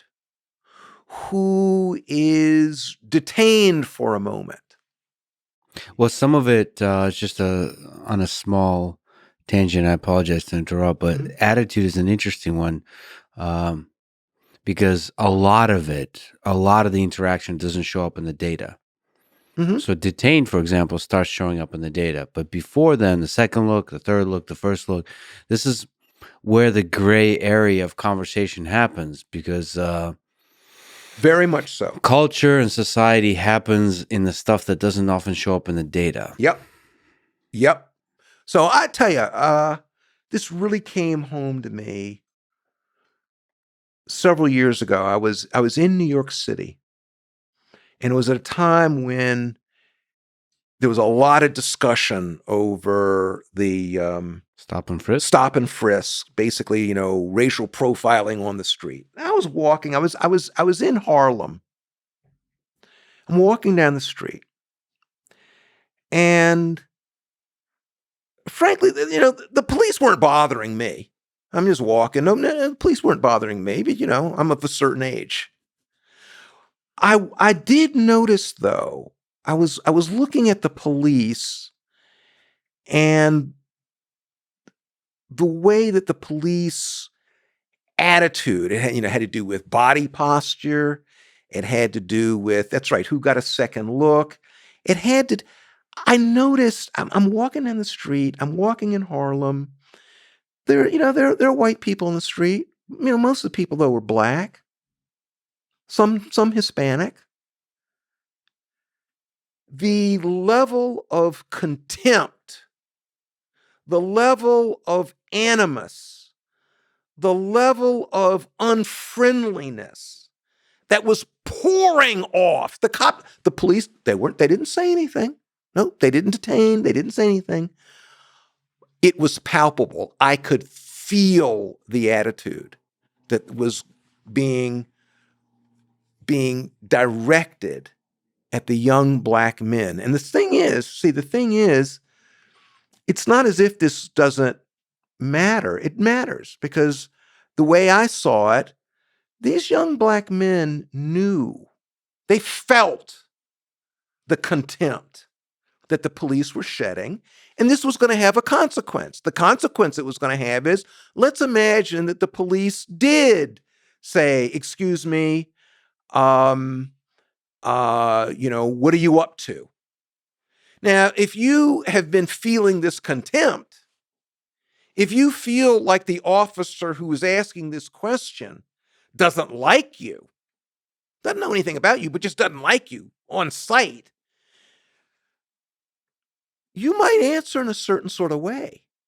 You're not going to give the cop the benefit of the doubt and basically think, well, policeman's just, asking me this, probably just trying to make the neighborhood safe.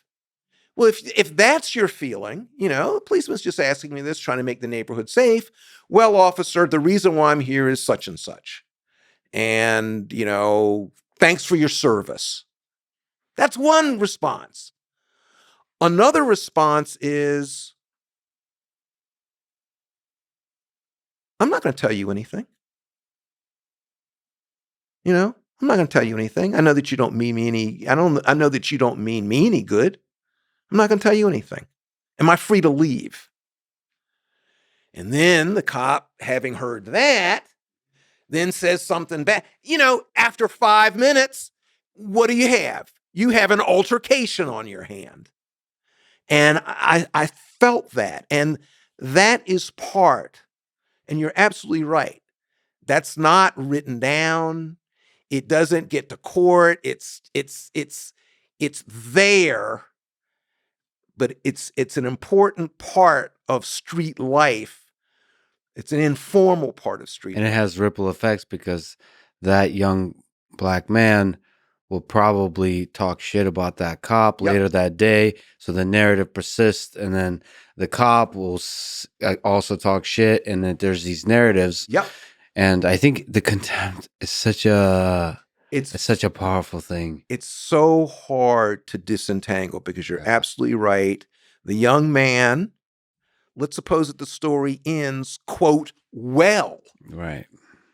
He's going to go and he's going to be talking with his friends and he's going to say, let me tell you what just happened to me. And his friends are going to say, oh yeah, that doesn't surprise me. Let me tell you what happened to me. And, for 2 hours, this goes on. The anger, the feeling of humiliation, the feeling of aggrievement grows. It's disseminated.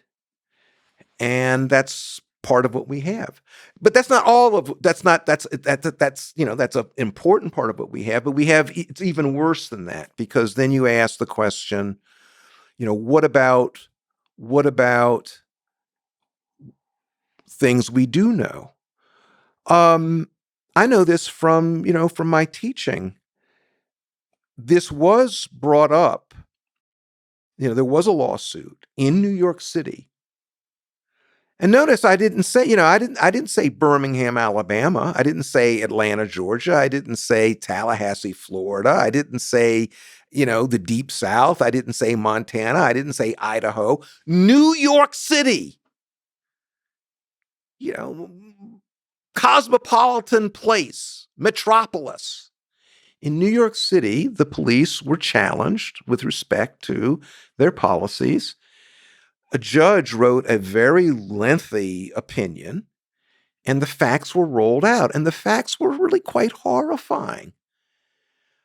There were black men who had been stopped many, many times. It wasn't just once, over and over and over again, under circumstances in which they ought not have been stopped. And, this has real consequences. It doesn't just show up here, though, of course. It also shows up in other places with respect to the administration of justice. And we still have, a big problem. Now, you mentioned, the police. If you ask yourself, who are the state agents that are most consequential? The police. I mean, you walking down the street, what other agents have guns on them?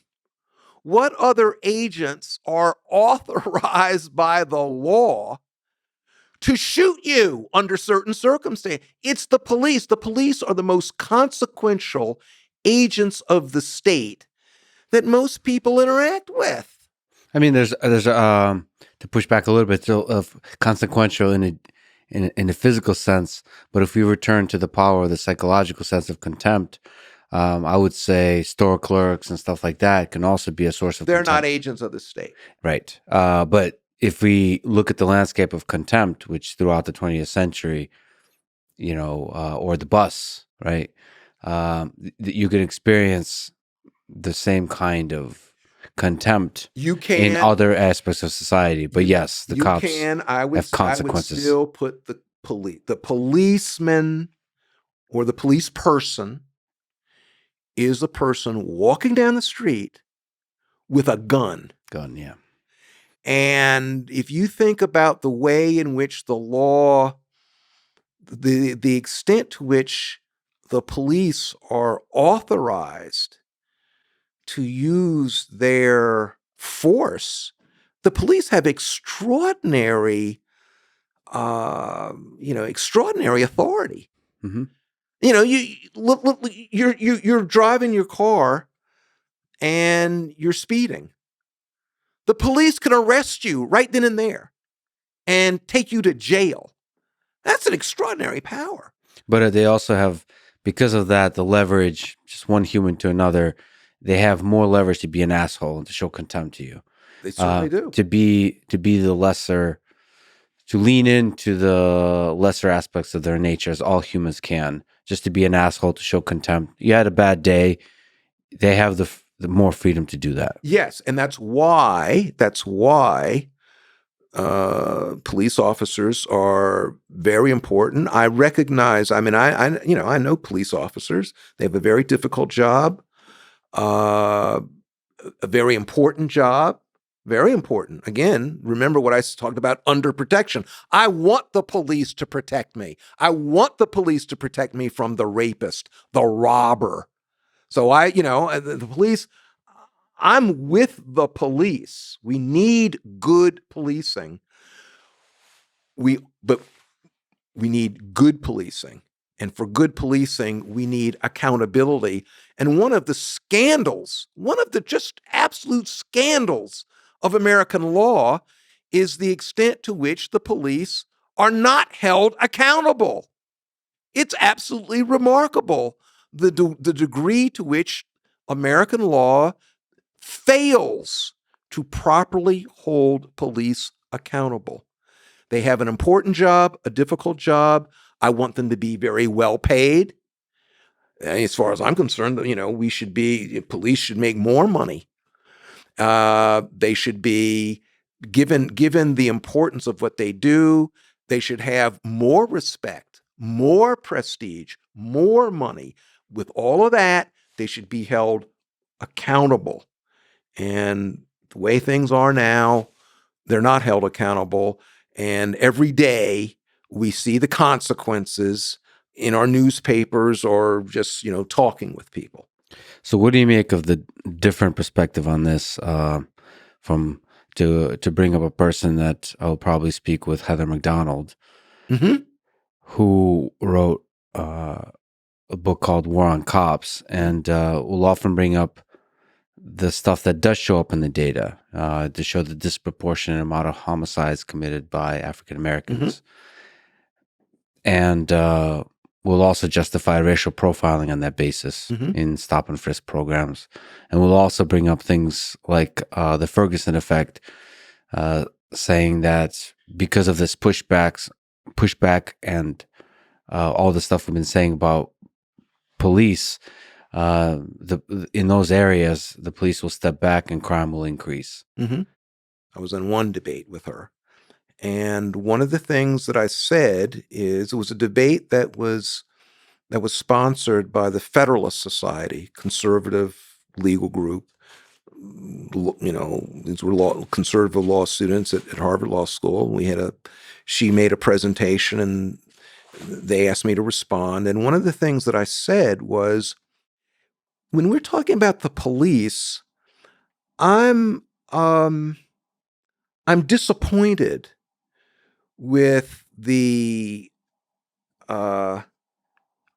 reaction of some of my conservative colleagues, and I would consider her to be one of my conservative colleagues, because what are some of the important precepts of conservatives? One very important precept of conservatives: limited government. Limited government. What do conservatives talk about? The tendency of government to overreach itself and governmental agents to overreach themselves. And I say, you're right. You're right. Right on. Why is it that you somehow forget that when you're talking about the police? When you're talking about the police, you seem to be unaware of this tendency that is so much in your consciousness and other places. But now, when you're talking about the police, you make it seem as though other people are being paranoid when they talk about the danger of overreach. We need to be very careful about the danger of overreach. Another thing with respect to the police, what do conservatives? Transparency in government. You're right. You're absolutely right. We need transparency in government. So why is it that so often when we're talking about policing, why is it that conservatives actually embrace police unions and are the enemies of transparency? Why is it that you want to prevent the citizenry from knowing that officer so-and-so has, there have been 10 incidents in the last year in which citizens have complained about officer so-and-so? Don't you think that the citizenry ought to know that? Why is it that you want to keep that under wraps? So overreach, transparency, the tendency or the problem of governmental agent corruption. Why is it that those sorts of things are forgotten about when some conservatives, by the way, not all conservatives, there's some conservatives who have stuck, and appropriately so, to their guns and have said, hey, we need to make sure that the police stay in their lane. We need to make sure that the police do not overstep constitutional bounds. We need to insist on transparency. There are some conservatives who have taken that line, and I salute them. But there are a lot of conservatives, and I would say Heather McDonald was one of them, who all of a sudden become just, totally uncritical statists when they're talking about the police. So the overstepping, the overreach, the lack of transparency. Of course, we see this kind of stuff in foreign policy as well, which is starting military conflicts, and a lot of the supporters, at least with the Iraq and Afghanistan wars, were conservatives and hawks and so on. So there's a lot of hypocrisy in terms of principles and so on. But maybe one question is, in this discussion about racism and policing, there was a lot of cops that might listen to this and feel like their profession is not being respected. They're not being heard, not being respected to the difficulty of the problem they're facing. And can I just interject? Yes, Remember a few moments ago. I mean, if I were in charge of things, If I were in charge of things, I'd pay police more, in fact, much more than they receive. Police have a very difficult job, extraordinarily difficult job. I mean, for one thing, sort of maintaining the law. The law, that's a very complicated thing, the law. That's not an easy thing. I mean, I teach law. I spend a lot of hours with very smart people trying to understand the law. Very difficult. So here we expect people to understand the law at the same time that they are grappling with people, some of whom are violent. It's very difficult. I respect police officers. And I said, we need police officers. You did not hear me say, by the way. So let's get down to brass tacks. You did not hear me say, defund the police, did you? In fact, to the contrary, I said, defund. Actually, I want more funds for the police. I want to hold them accountable. I understand the difficulty of their job. I respect the police. I want people to respect the police. I also want the police to respect civilians and demand that they do. I am not a police abolitionist. Far from it. Far from it. Again, we need good policing. For good policing, we need good people. To what degree, it's almost philosophically, maybe practically, do you think police should be doing racial profiling? Profiling in general. Mm-hmm. Okay. It's a very difficult philosophical, moral, human question. Yeah. So first thing we need to do, and here we get back to the early part of our conversation because we focus so much on first part of a word. Here we have another word, profiling. Question: what is racial profiling? Now, here we have in the weeds, we have people talking past one another. I've been in conversations with police officers in debates, and we talk past one another because we are defining racial profiling very differently. If you ask, I've been in conversations with police officers, and they say, "Oh, I'm totally against racial profiling." And then I say, "Well, sir, what do you mean by racial profiling?" And here's what they say. Racial profiling is when police officers act against somebody wholly on the basis of race. That gets rid of the issue because, most police officers don't act against anyone wholly on the basis of race. You could have the most racist police officer, and that police officer is not going to act adversely against the 90-year-old black woman walking down the street with a cane. Okay? So it's always so if you define racial profiling that way, you're getting rid of the issue. The proper issue is this. Should the police be able to act against someone taking race into account as a factor? So let's imagine that a black person who's 25 years old is walking down the street right next to a white person who's 25 years old. Some people would say, you know what? Under those circumstances, it's okay for the police officer to give 2 looks at the black person and only 1 look at the white person. Why? Because the statistics tell us that the black 25-year-old, there's much more risk of that person acting in an unlawful way. If you take a look at, crime statistics and ask the question, with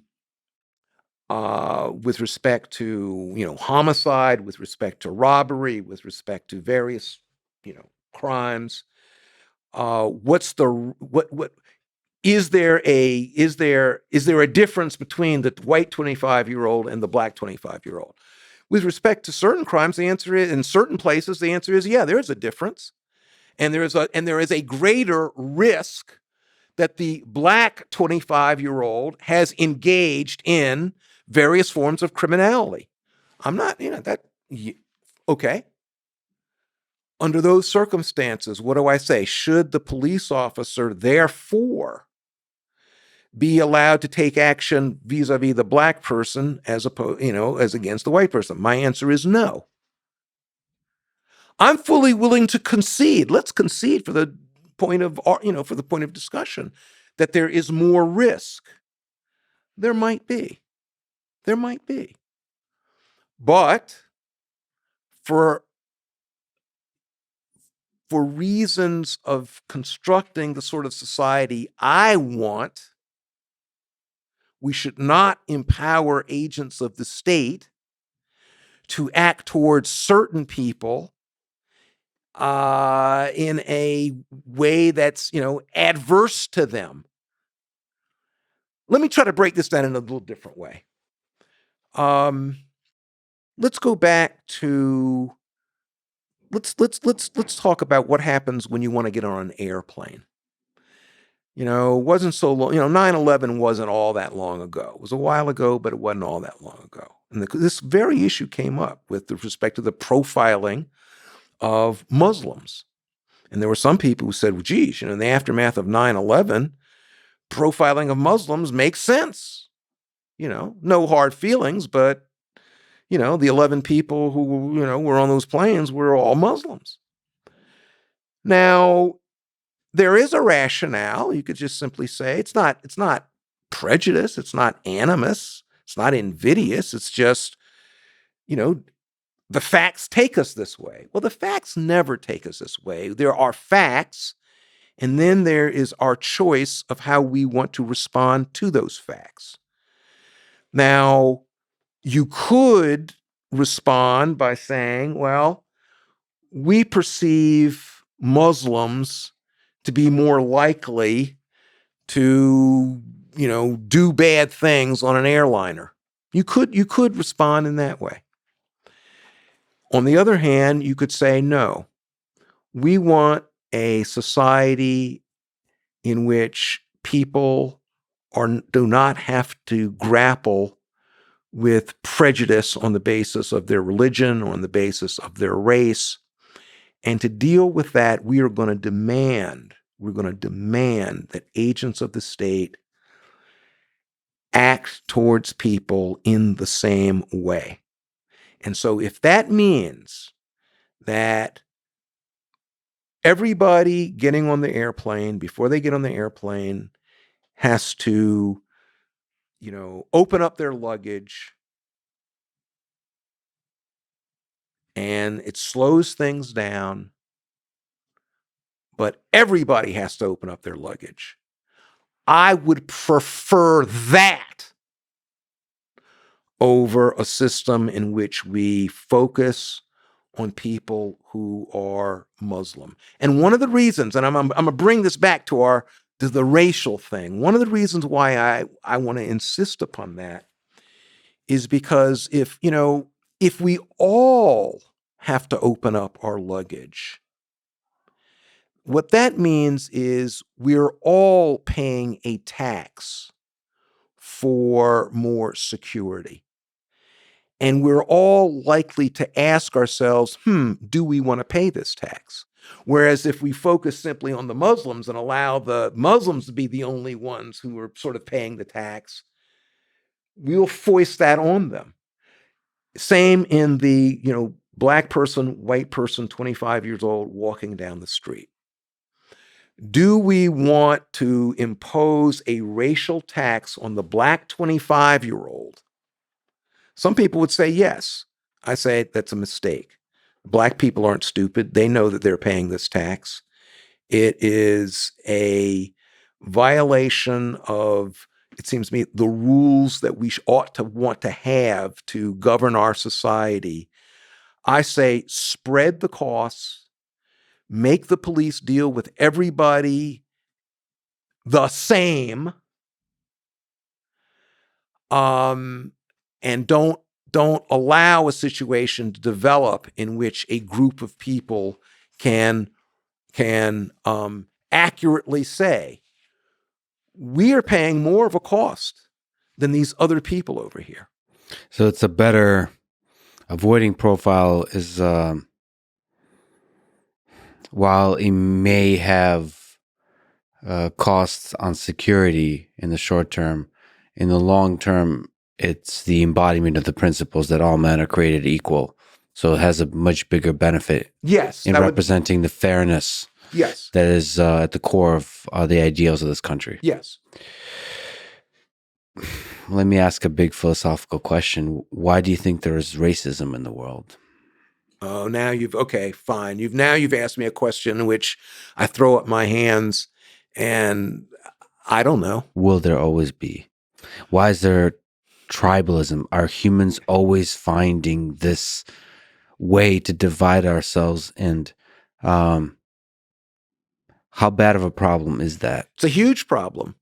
I don't, I mean, I don't, I'm not going to pretend that I know enough to grapple in a satisfactory way with such a question. I mean, to really grapple with that question, one really has to have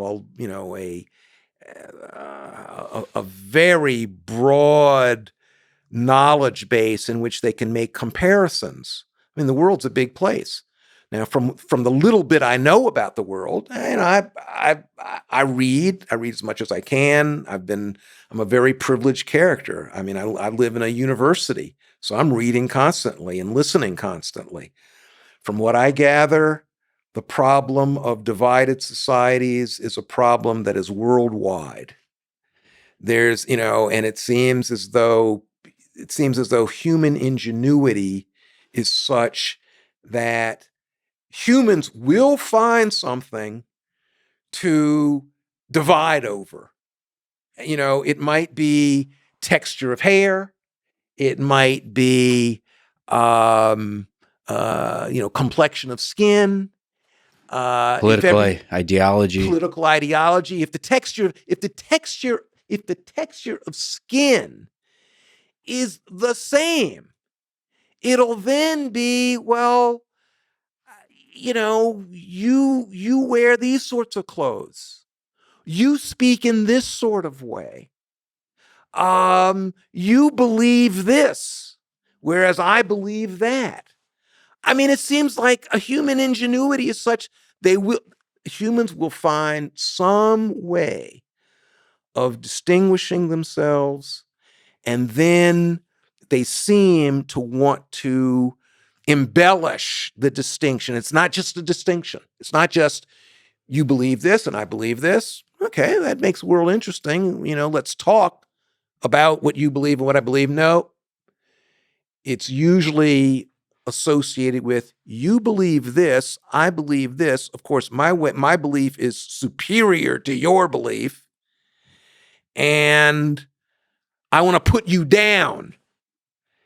And now we're headed towards war. The interesting thing is, if I were to step outside of this whole thing from an alien perspective, visiting Earth, I think America is one of the greatest, if not the greatest, countries in the history of human civilization. And I think that the line between white and black, the racial struggle, is the thing that in part made it a great nation. There's something about the division and the way you alleviate that division through the struggle for human rights that makes for a great nation. And so it's interesting that the division is almost the fuel for the greatness, for our discovery of what it means to be human, what it means to be, or what justice means. And it's interesting that it seems like there's this struggle that you're elucidating now, but that struggle itself is our search, man's search for meaning and justice and freedom. I think there's something to that. As you were speaking, I was immediately thinking of the person who, most jumped to mind was the great Frederick Douglass. So, I mean, here you have a person who, in my view, is one of the great people in the history of the world. And, one of the things that ironically enabled him to become one of the great people of the world. He was born into slavery.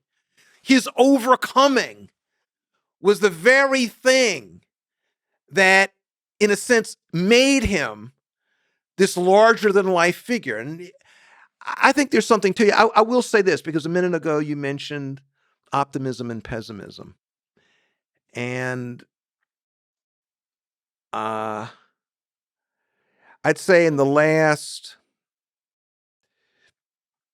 few years, my feeling about the United States has changed. And it's changed in a somber way. For most of my life, I've been in the optimistic camp with respect to my view of American race relations. You know, the optimistic camp. That's the camp that believes we shall overcome. That's Martin Luther King's camp. I mean, Martin Luther King, hours before he's killed, I've been to the mountaintop. I might not get there with you, but I've glimpsed the promised land. That optimism. Frederick Douglass would be in that tradition. There would be other people, wonderful, good people who would be in that tradition. Would you, sorry to interrupt, put in the pessimist camp? Would you put Malcolm X in the? Oh, in the pessimistic camp is the more interesting camp. Ideologically, it is. It's the more interesting camp, because in the pessimistic camp, you have, if I was going to list some of my pessimists, pessimist number one, Thomas Jefferson. Thomas Jefferson, the author, principal author, Declaration of Independence. He was also the author of Notes on the State of Virginia. And he said in Notes on the State of Virginia, basically, we shall not overcome. He said, the black people will always know that their forebears were enslaved. And they will always be resentful of that, always be aggrieved by that. Jefferson did not think that we would ever have in the United States a multiracial democracy. He was very critical of slavery. Now, he was a hypocrite. He had slaves. He sold slaves. He was terrible in that way. But he did understand that slavery was horrible.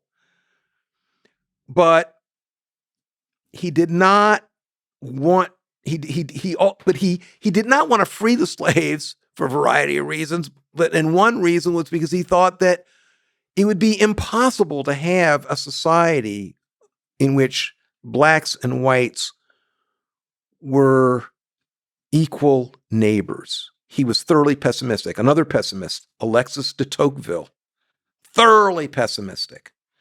So who were some of the other pessimists? Abraham Lincoln, pessimistic. That's why he was so interested in colonization. He basically said, I don't like slavery, but blacks and whites are not going to be able to share the United States. Maybe the best we can do is just, ship blacks someplace else. Can you elaborate on that? I think people would be surprised to hear that you will put Abraham Lincoln in the pessimist camp. Oh, Abraham Lincoln's thoroughly pessimistic. He believed he was anti-slavery, but he did not believe that blacks and whites would be able to share the United States together. And he was always very interested, therefore, in colonization. Even during the Civil War, he was interested in, maybe all black people be interested in maybe going to Panama? Would they be interested in going someplace else?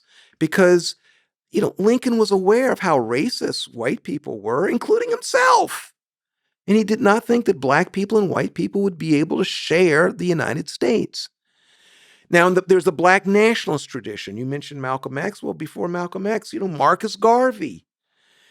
My father was a thoroughgoing pessimist. His view was, the United States was born as a white man's country. It's going to remain a white man's country. And that's the way it is. He was thoroughly pessimistic. You mentioned just a brief aside about your dad that when you moved from South Carolina to Washington, D.C., and you asked him why, his response to you was because either a white man was going to kill me or I was going to kill a white man. Yes. So he saw race as an important line that divided people in the United States. He certainly did, and he thought that the line. My father did not. My father had passed away before Obama was elected. I would have loved to have talked with my dad. What do you think he would have said? And you wrote a book about the Obama presidency. I did. And I never, what would my father have said? My father would have been delighted. My father would have been happy about his election. I do think, though, that my father would have said, I'm happy that Barack Obama has been elected. Hold on to your seats. Let's see how the white people respond. So he would have predicted Donald Trump. I think that in 2016, he would have said, I told you. Yes. Yes. I think that in 2016, my father would have said, all of you people who are talking about, I don't know what's happened to America and how could this have happened? And, no. I think my father would have said, this is America being America. And what has happened is that America has been put off kilter by a black family being in the White House. It has deranged millions of white people. And now this is coming home to roost. So I think my father would have absolutely said in 2016, I told you so. And 2016, as you're saying, is the reason that you have at least dipped your toe outside of the optimist camp into the pessimist camp. I want to be careful here. And I don't want to. Don't give up on the optimist camp. I don't want to. I don't. You're right. I don't want to give up on the optimist camp. I don't. I have been. My optimism has definitely been dampened. It has definitely been tested. I am certainly no. I am not. I am not as triumphalist as I once was. I am not as indignant as I once was in my criticism of pessimists. But at this moment, as we speak, am I more in the optimist camp than I'm in the pessimist camp? I'm still probably more in the optimist camp. My optimism has been dampened. But as I speak, I have to say the following things. And I'd say the following things of my father, but again, whom I revere, great man. But if my father was sitting here with us, I would say, listen, Pop, it's absolutely true that the country is more racist than I had thought. That is true. It's also true, Pop, that the vice president of the United States, as we speak, is a black woman. As we speak, it's true that the Secretary of Defense. Now, the Secretary of Defense is the head of the Pentagon. The Secretary of Defense knows where the button is, okay? This is not this is not a small, out-of-the-way thing. This is the Secretary of Defense is a black man. There are a slew of black generals. There have been black secretaries of state. There are black people who are the heads of police forces. There are black mayors. There are black people who are the heads of some of our foremost foundations. There are, the president-elect of Harvard University is a black woman.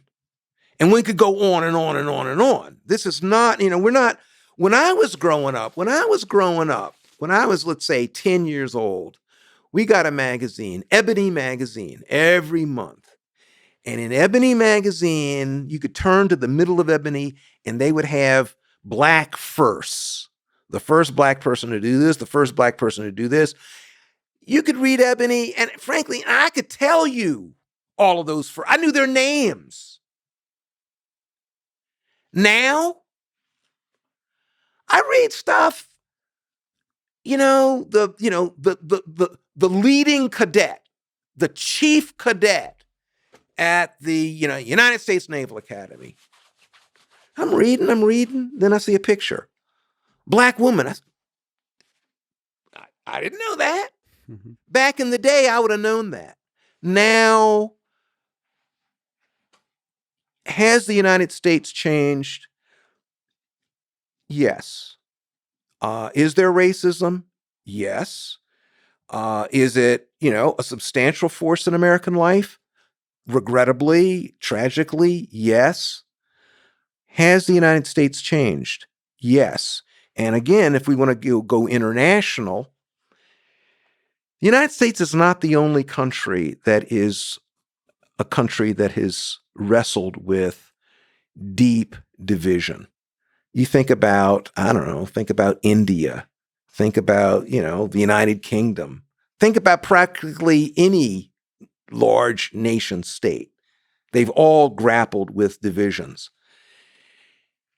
If one asks about the United States and the race question, and one puts on the table that, in 1865, now, when I talk with students, I say 1865, they think, oh my God, isn't that when dinosaurs roamed? No, it wasn't when dinosaurs roamed. 1865, frankly, is not all that long ago. In 1865, the great mass of black people in the United States had recently been released from chattel slavery. The great mass of black people in the United States in 1865 were illiterate. Now, it's an absolutely extraordinary story. And so one of the difficulties I have at this moment is wrapping my head around two stories that are in such tension with one another. One is the continuing story of racism, which is an awful story. But the other story is a story that is encapsulated in the title of a great book of history by John Hope Franklin, From Slavery to Freedom. And, those are two stories in American life, and it takes an awful lot to put your mind around both stories, and I'm trying to. Well, as an optimist, I think you put more value to the overcoming side of the story, the overcoming of hardship, the overcoming of slavery, of discrimination.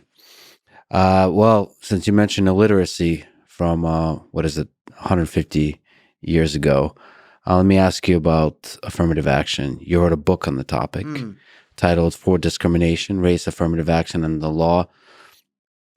First, what is affirmative action? Mm-hmm. And maybe we could talk about what your view is on it today. Sure. Well, affirmative action refers to racial affirmative action, because there's various sorts of affirmative action.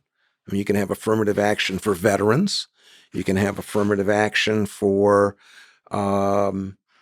in-state residents. Let's suppose you have a school, the University of, blah blah blah, and we're gonna reach out a hand to boost help the people who live within this state. We're going to have a boost for veterans. We're going to have a boost for women. We're going to have a boost for men in certain circumstances. Well, we're the most the type of affirmative action that gets most attention, and that's worth noting as well. There are lots of different sorts of affirmative action, but when you say affirmative action, the type of affirmative action that immediately people are thinking about is racial affirmative. Seems like race is at the core of this American experiment that we're part of in every part of its Bingo. culture. Bingo. Why is it that, we, again, there's various ways in which institutions reach out to help various sectors of our population. Why is it that this is the one that generates all of the pulling out of hair and gnashing of teeth? We can put that to the side for a moment. Racial affirmative action refers to efforts in which institutions reach out to provide assistance to racial minorities. Now, the reaching out can happen in different ways.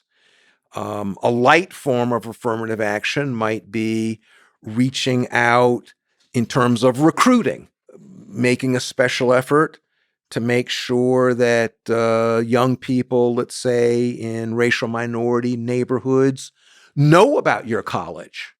That's recruitment. On the other hand, racial affirmative action might take more, might take a stronger form, and might take the form of saying, okay, we have a competition, and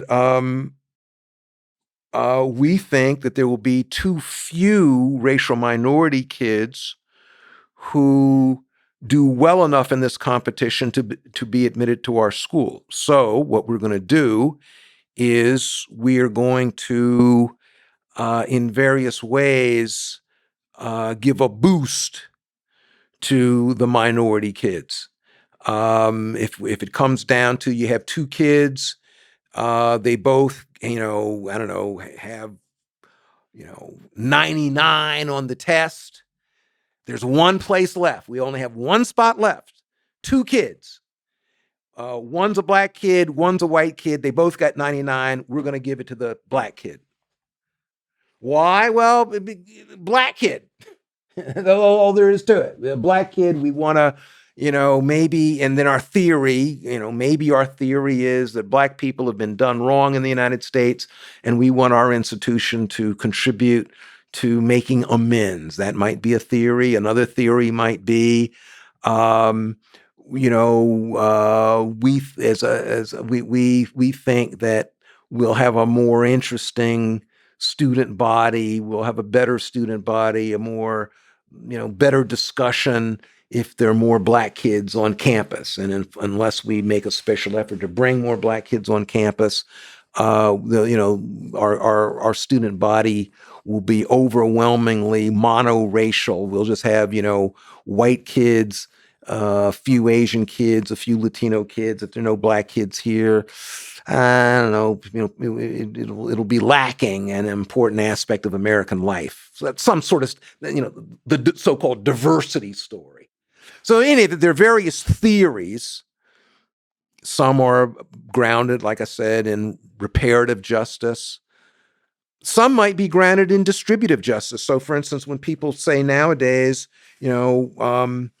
we want a cabinet, we want a team, we want a student body that looks like America. That might be a distributive justice theory for why you want affirmative action. Unless we reach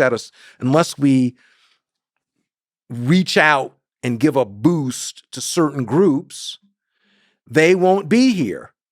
And we want a campus that looks like America. And we won't have a campus that looks like America unless we give a special boost to, the Latino kids, or unless we give a special boost to black applicants. So reparative justice, distributive justice, or third, diversity. We just want to have an interesting student body, and to have an interesting student body, we want, kids from a wide array of places. We think that that'll make for a better campus, more interesting campus. Those are three justifications, all of which, however, are justifications for, in a competition, giving a special boost to some people based on their race. So what's your sense? Can you make the case for affirmative action, and can you make the case against it? Yeah, I can make the case for and I can make the case against. The case for, I won't spend much time on this. Like I said, there are three main justifications. Your audience should know that the justification that actually led to affirmative action is a justification that you don't hear about in the courts, because the courts have said that that justification is insufficient. So the real justification behind affirmative action was, in the late 1960s, in the aftermath of the Civil Rights Revolution, in the aftermath of the Civil Rights Movement, there was a feeling that, well, okay, fine, we're not discriminating against Black people anymore, but Black people have been disadvantaged by the discrimination that has been put upon them.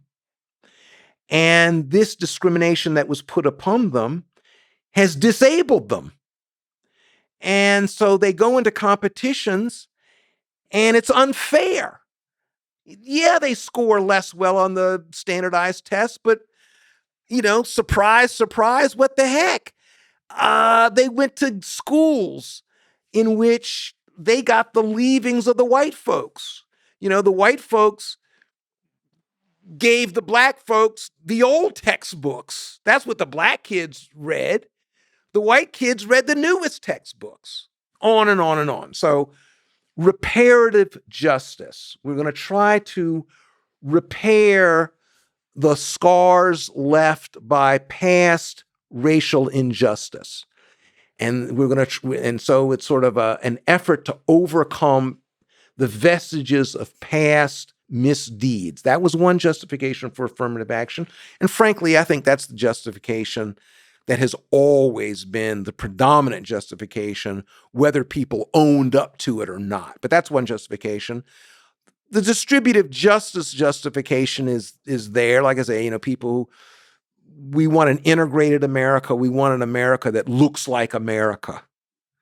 In that justification, legitimacy is sometimes mentioned. So, for instance, people will say things like, well, if we're going to, in the armed forces, you can't have an armed forces in which the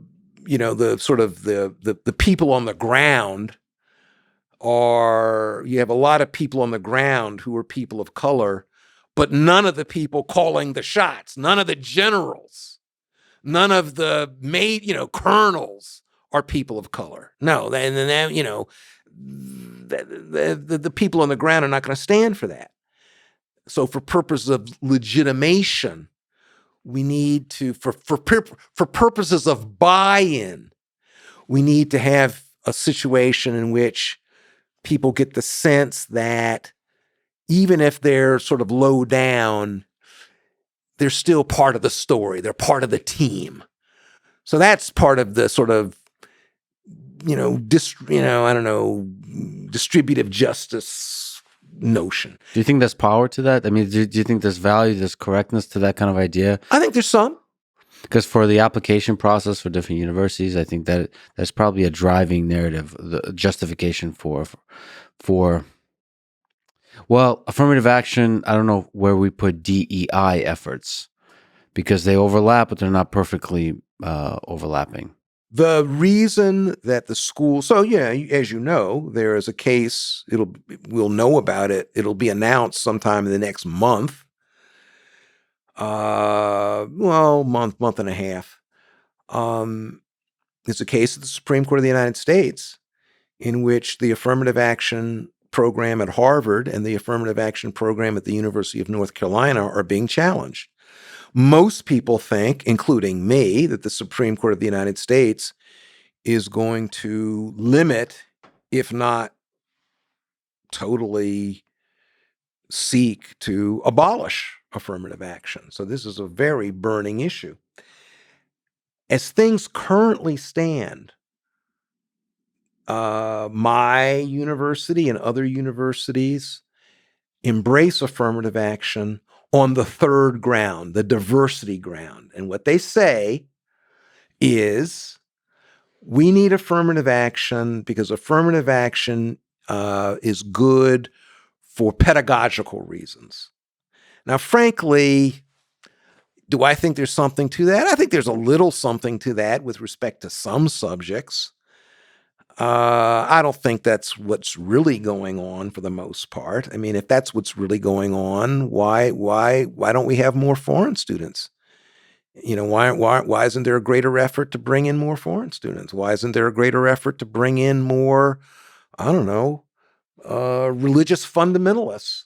Why isn't there a greater effort to bring in, and you could just name various groups that are, you hardly ever see them on campus. So you don't think this kind of effort of driving towards diversity is rigorous enough? I think it's often pretextual. I think, frankly, the real reason has to do with the belief, and I think it's a good belief. I associate myself with the belief. It's just that because of the legal rules, the authorities can't say this belief out loud, but it's still the case that a lot of institutions want to help American society overcome its racial past. That's the real animating force. Now, this thing about, we'll have better classroom discussions, some discussions. I mean, with some subjects, listen, I'm an ignoramus when it comes to physics. My sense of it is, however, that if you're talking about physics, you're talking about physics, and frankly, it doesn't much matter in terms of mastering physics what the demographics of that classroom are like. You either know physics or you don't. The interesting thing I've noticed since doing this podcast is one way it does matter. It's really lonely when you do a thing and you don't see somebody that looks like you doing that thing. Okay. And it's such a seemingly stupid thing. Why does it matter if there's another person that looks like you in this very shallow sense? But it seems to matter to people. And when I talk to, for example, women on this podcast, a lot of women reach out saying how inspiring that is. And that's interesting, right? Like, I think we're still human and we see people that look like us. And this kind of narrow, shallow definition of diversity still matters. Okay. Well, I think you've made a good point, and maybe so. So let's go back to the physics. I mean, let's suppose that under one scenario, there's a classroom and a kid sticks his head in, a black kid sticks his head in the classroom and doesn't see anybody else black there and has to make a quick decision and says, nah, this ain't for me. Versus they stick their head in the classroom, they see a smattering of other black people in the classroom, they say, let me try this. And then they try it, and it turns out, damn it, they're, Albert Einstein. So, to that extent, I can see, under that scenario, maybe it does matter. So, I'll have to recalibrate. Still, those are the three leading justifications for affirmative action. You asked me, where do I stand with respect to affirmative action? Oh, no. Before we get to that, are there criticisms? The answer is yes. There are criticisms of affirmative action. Affirmative action is a policy like, any policy. Any policy is going to have some downsides to it. And affirmative action is no different. Does affirmative action have some downsides? Yes, it does have some downsides. What are they? Well, let me mention a couple. One, stigma. So if you have an institution that says that it reaches out to give a boost to certain people on a racial basis, there are going to be people who observe that and who are going to be thinking to themselves, if so-and-so is here and they were given a special boost, doesn't that mean that they were not as proficient as the other people who were here and who did not have that boost? So if they are not as proficient, that means that they might not be as good. They might not be as up to snuff. Is that part of our affirmative action world? Yes, it's part of our affirmative action world. Yes. I'm a professor at Harvard Law School. One of the subjects I teach is contracts. Actually, that's probably the subject I most enjoy teaching. I think I most enjoy writing about racial conflict and the legal system. But as far as teaching, I most enjoy teaching contracts. Well, on that very first day, on the very first day, when 80 students come, they're especially first year students, they're nervous. I show up. I'm quite sure that there's some students there who are thinking, okay, well, is this guy as good as my other teachers? Because, I know that, institutions like Harvard have made a special effort to bring in people like this guy, Kennedy. Is he as good? Well, I mean, I'm sorry. If you have an affirmative action regime, people are going to think that. And are they crazy to think that? No, they're not crazy to think that. No, that's a perfectly logical thing for somebody to think. Does it have an effect on me as the teacher? Yeah, actually, it does have an effect on me. Sure. I'm aware that some people are thinking that. It doesn't. I'm not. It doesn't. It doesn't. Make me shake in my boots. Am I aware of it? Yeah, I'm aware of it. Does it have an effect? Yeah, it probably does have an effect. It probably does. It probably makes me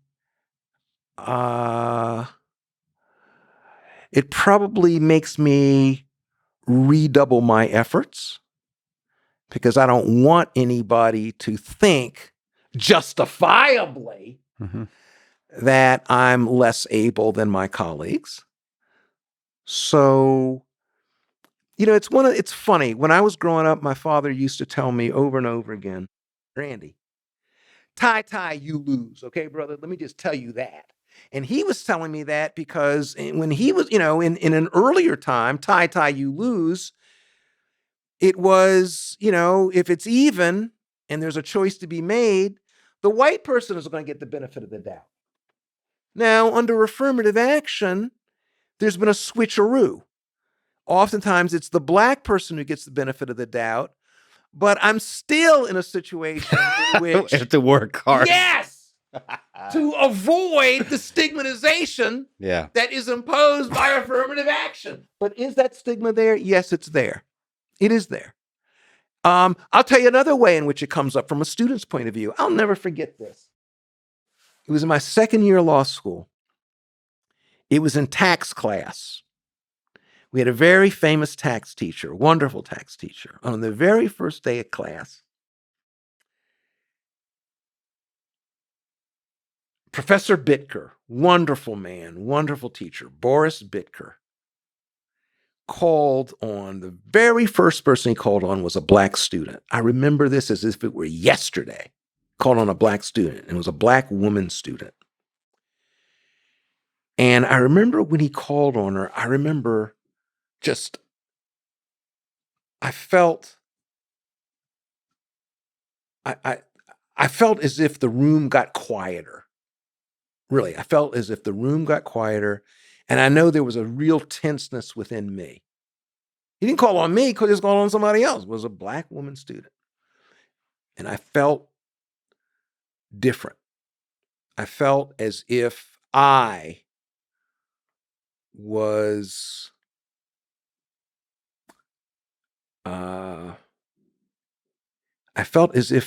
somehow at issue. I felt as if my place, I felt as if my status was, to, some small degree at issue.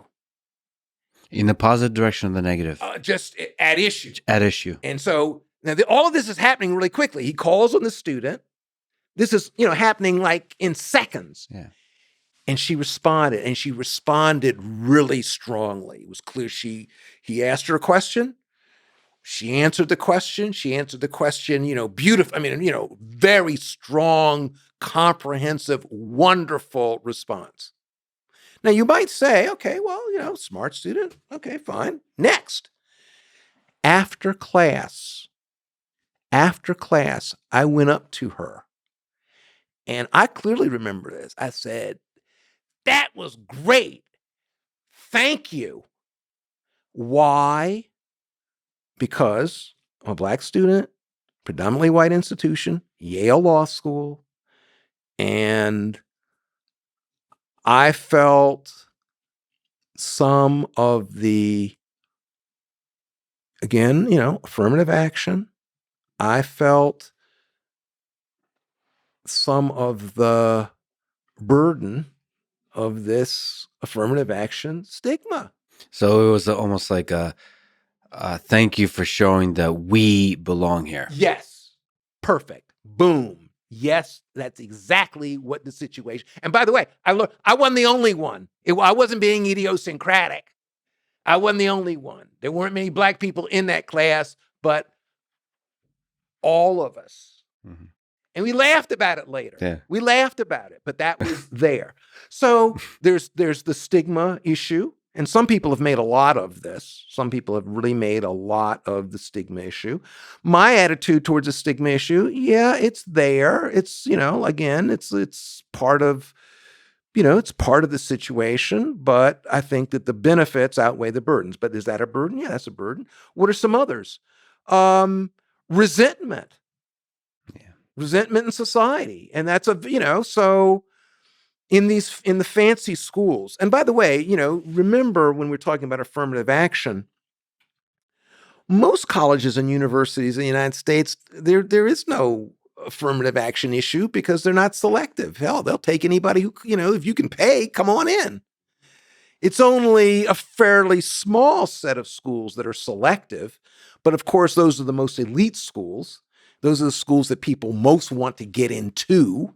And that's one of the reasons why we have all this, fighting over those schools. Now, there's a whole, how many millions of people are there in America who have applied to various places? They didn't get in. And what do they say? The white person who applied to Harvard, applied to Yale, applied to Columbia, applied to Georgetown, applied to NYU, you could go, didn't get in. What do they say? I would have gotten in if it hadn't been for that racial affirmative action.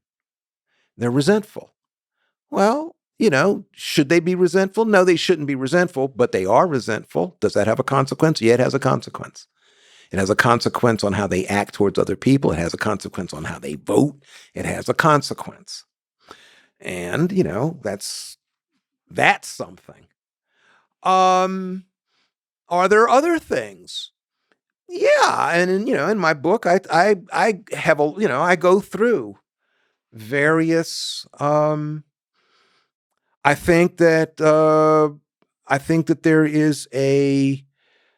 I think that there is a certain sort of denialism that has accompanied the affirmative action debate. So, because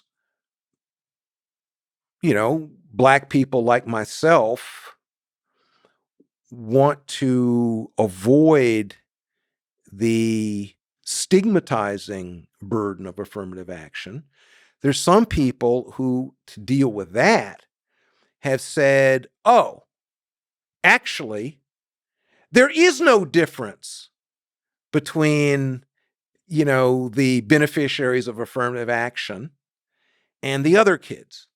There is no difference. If the affirmative action kids got, let's say, a 500 and the other kids got a 750, that doesn't make any difference. That's just BS. The only reason the kid who, the 550 kid didn't get 750 is because the test asks all sorts of, biased, culturally biased things like, what is a yacht?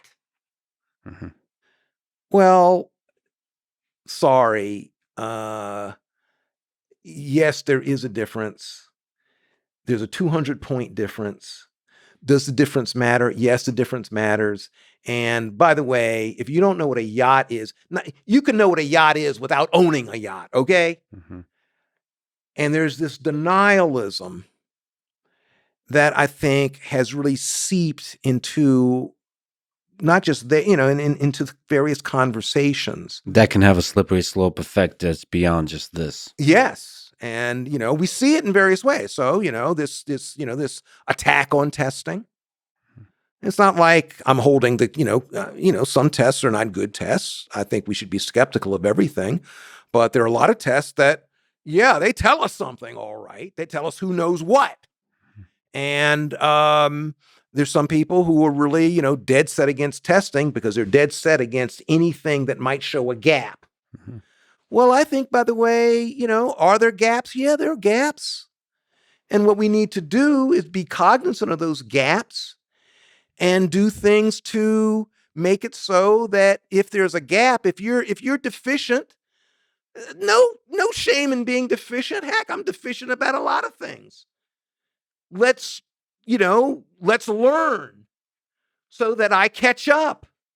But but I think sometimes there have been people who've been afraid of even acknowledging the gaps.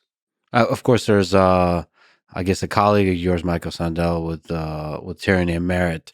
There's interesting, rigorous ways to kind of challenge ways on the flip side of that, where obsessing with merit can go wrong. Also, Yes, you mentioned Michael Sandel. He's a wonderful colleague and he's a wonderful friend. I've known him a long time.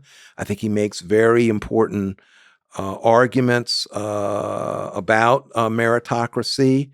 I disagree with some of the points that he makes about you do. meritocracy. So you lean towards the importance of meritocracy. I think that yes, I think that there are values in meritocracy extremely important. That in fact, the movement from feudalism, the movement from status, the idea of I don't care who your father or mother was. I don't care from what part of town you come from. I don't care what your last name is. I don't care what your color of your skin is.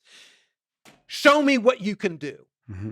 And then somebody sits down. Okay, I'll show you what you can do. What I can do, and they show it. You're in. Yeah. I think there's a lot to that.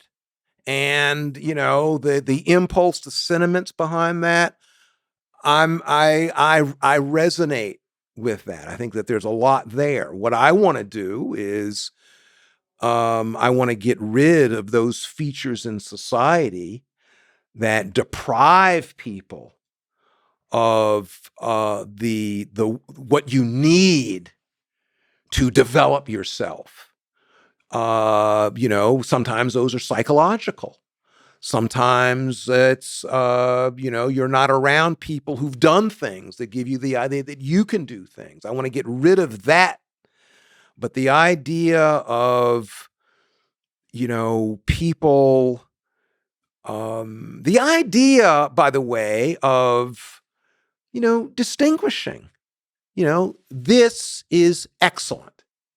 And the people who are excellent, they're here. And then there are people who are good. Are they excellent? No, they're not excellent. They're good. I'm not going to, close my eyes to that distinction.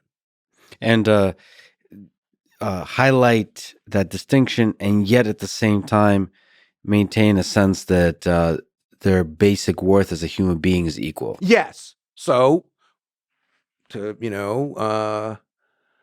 it Run DMC, one of the rap groups? No, we're all written down on the same list. Yeah. We're all written down on the same list. Yes, we're, so I want to recognize our fundamental humanity. I don't think that I think that one can recognize our fundamental humanity, and one can also recognize, as far as I'm concerned, that we all collectively should make sure that we do all that we can to prevent people from sinking below a certain level and being, in misery. I'm, all for that. But I want to be careful about some of the attacks that I hear on meritocracy. So some of the people, including, again, I have all the respect in the world for Michael Sandel. He talks about the arrogance of the winners. Mm-hmm. Okay, I want to be, I don't want the winners to be arrogant. That's right. Luck has a lot to do with things. You didn't have any control over the circumstances in which you were born into. You were lucky that you were born healthy and that you were born with a well-working mind. You didn't have anything to do with that. That was pure luck. There's some people who don't have that luck. So don't be, Mr. Big Stuff. Okay? So I'm against that sort of arrogance. I'm entitled, as if I taught myself how to read. No, you didn't teach yourself how to read. There were people who did all sorts of things for you and you don't even know it. Okay, so, I want to, get rid of the arrogance. Have decent humility. I'm all for that. At the same time, you know, um I want to be careful about the problem of envy. I want to be careful about the problem of resentment.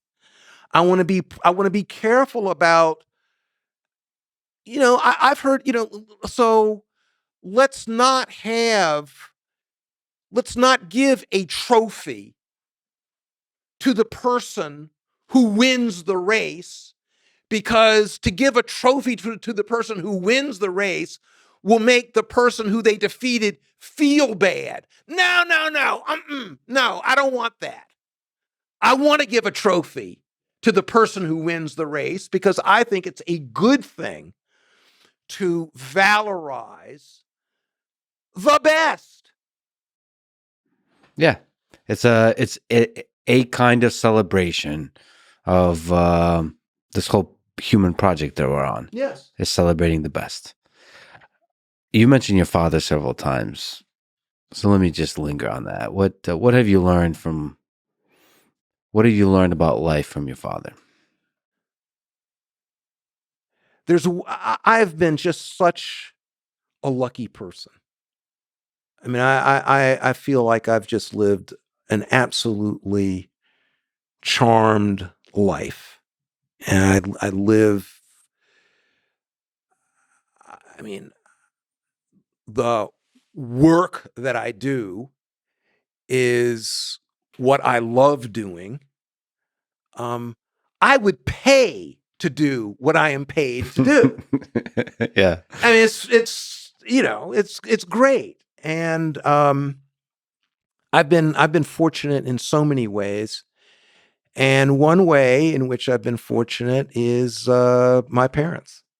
My parents, Rachel Spann Kennedy, Henry Harold Kennedy. My mother, born in Columbia, South Carolina. My father from New Orleans, Louisiana. They were refugees from the Jim Crow South. They were people who put their all into their children. I have an older brother, I have a younger sister. All three of us know beyond any controversy that we were loved and dearly loved by our parents. And they were great people. My father, very interesting man, very independent minded. He was perfectly willing to go his own way. And I learned much from him, including I learned things from him even when I ultimately disagreed with him. So, for instance, again, to go back to his pessimism, Yeah, he was pessimistic, thoroughly pessimistic. But he was also willing to change in certain ways. In fact, both my parents. I mean, one of the most important things that happened to my parents was that I'd say when I was, let's say, 10 years old, I was born in 1954. So in 1964, I think my parents would have taken the position that you definitely never, under any circumstances, trust a white person. If a black person trusts a white person, that person is a fool. Do not trust white people, all right? They are not to be trusted. And it's the highly, highly, highly unusual one who is not prejudiced, okay? So white people are not to be trusted. And, by and large, are going to be your enemy, all right? So let's just face that. That's was their point of view. Um, I'd say that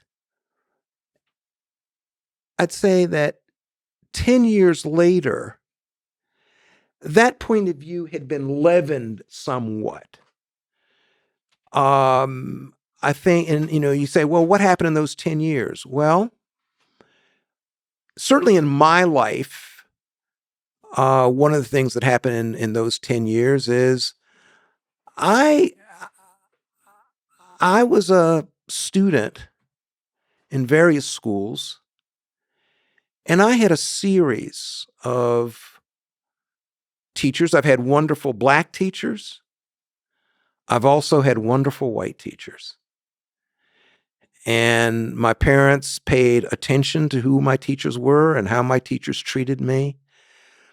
And I think that they were affected by the way in which there were white people who really helped me and were on my side and were thoroughly on my side. And I think that experience changed my parents in their general view. They, skeptical, yeah, but they were the possibility of a white person genuinely being the friend of a black person, that that became alive to them. And I give them a lot of credit because they were adults, and for an adult to change, that's a big deal. But my parents did change. In that transformation that was inspiring to you, was formative to you in terms of joining the optimist camp? Hugely. And the school. I mean, I said a moment ago how lucky I've been. Heck, I teach at Harvard Law School. I attended Balliol College, Oxford. I got my law degree from Yale Law School. I got my undergraduate degree at Princeton University. Those are some pretty good schools. They all were. The most important school, however, that I attended, the school that made the most difference in my education, was my high school, St. Albans School for Boys. And at St. Albans, I encountered a cadre of teachers. And by the way, at St. Albans, when I went to St. Albans, all these teachers were white. All of these teachers. So there was one, the head of athletics, very important man, very impressive man, Brooks Johnson, was black. Otherwise, white teachers. And these teachers made a huge difference in my life. And, I can call their names, boom, boom, boom, boom, boom. The greatest of them all was a man by the name of Jack McCune. Yeah. We called him Gentleman Jack McCune. And What subject did he teach? he taught me history. He was my advanced placement history teacher. But John F. McCune, and we shared a birthday. John F. McCune was a fabulously good teacher. And we developed a deep lifetime friendship. I was with Mr. McCune the day before he died. And,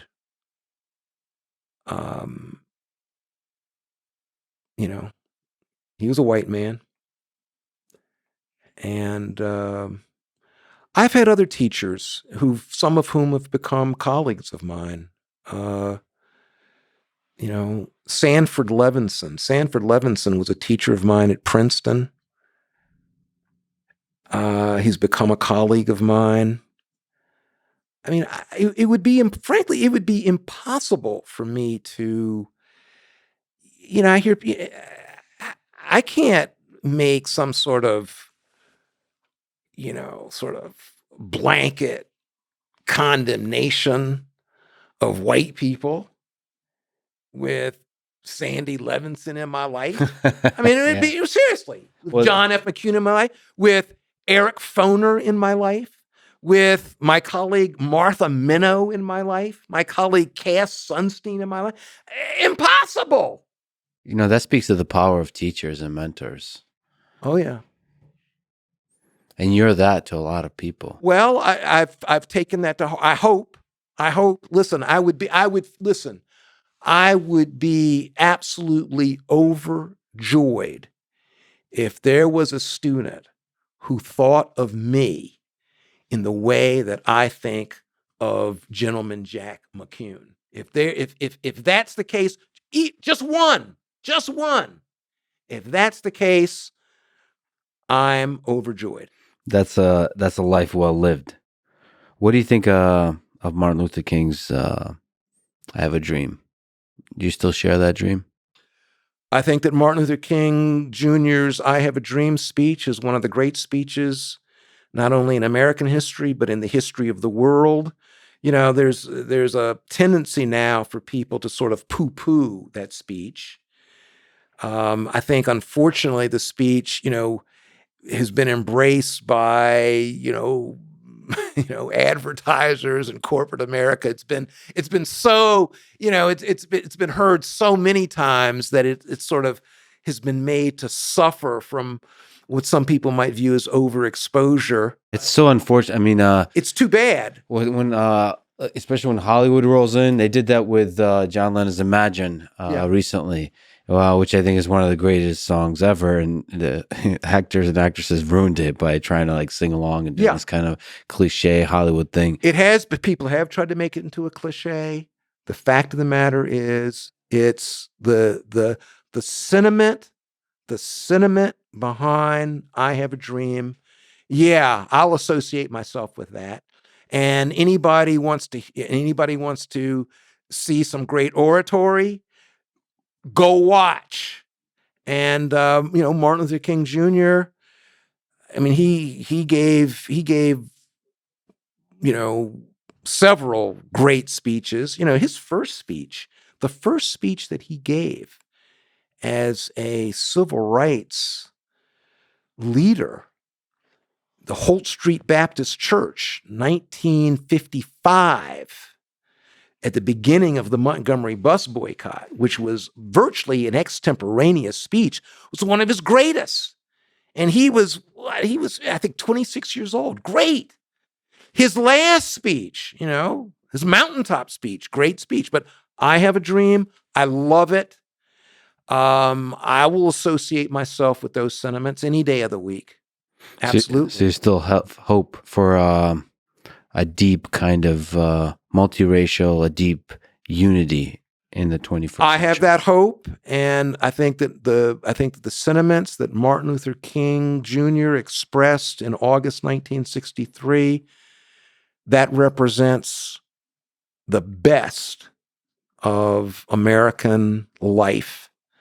And I think it's do I want to see that come to pass? Yeah, I want to see that come to pass, and we'll work to push that project along as far as it'll go. Well, thank you for carrying his spirit of optimism forward, the spirit of your mother and father. Thank you for all the amazing work you've done, and thank you for just this conversation. It's a huge honor. This is awesome. Thank you. Really appreciate it.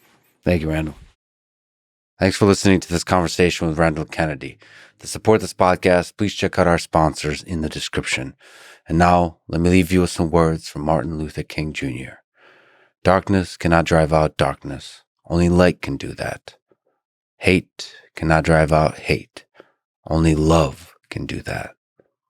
Thank you for listening, and hope to see you next time.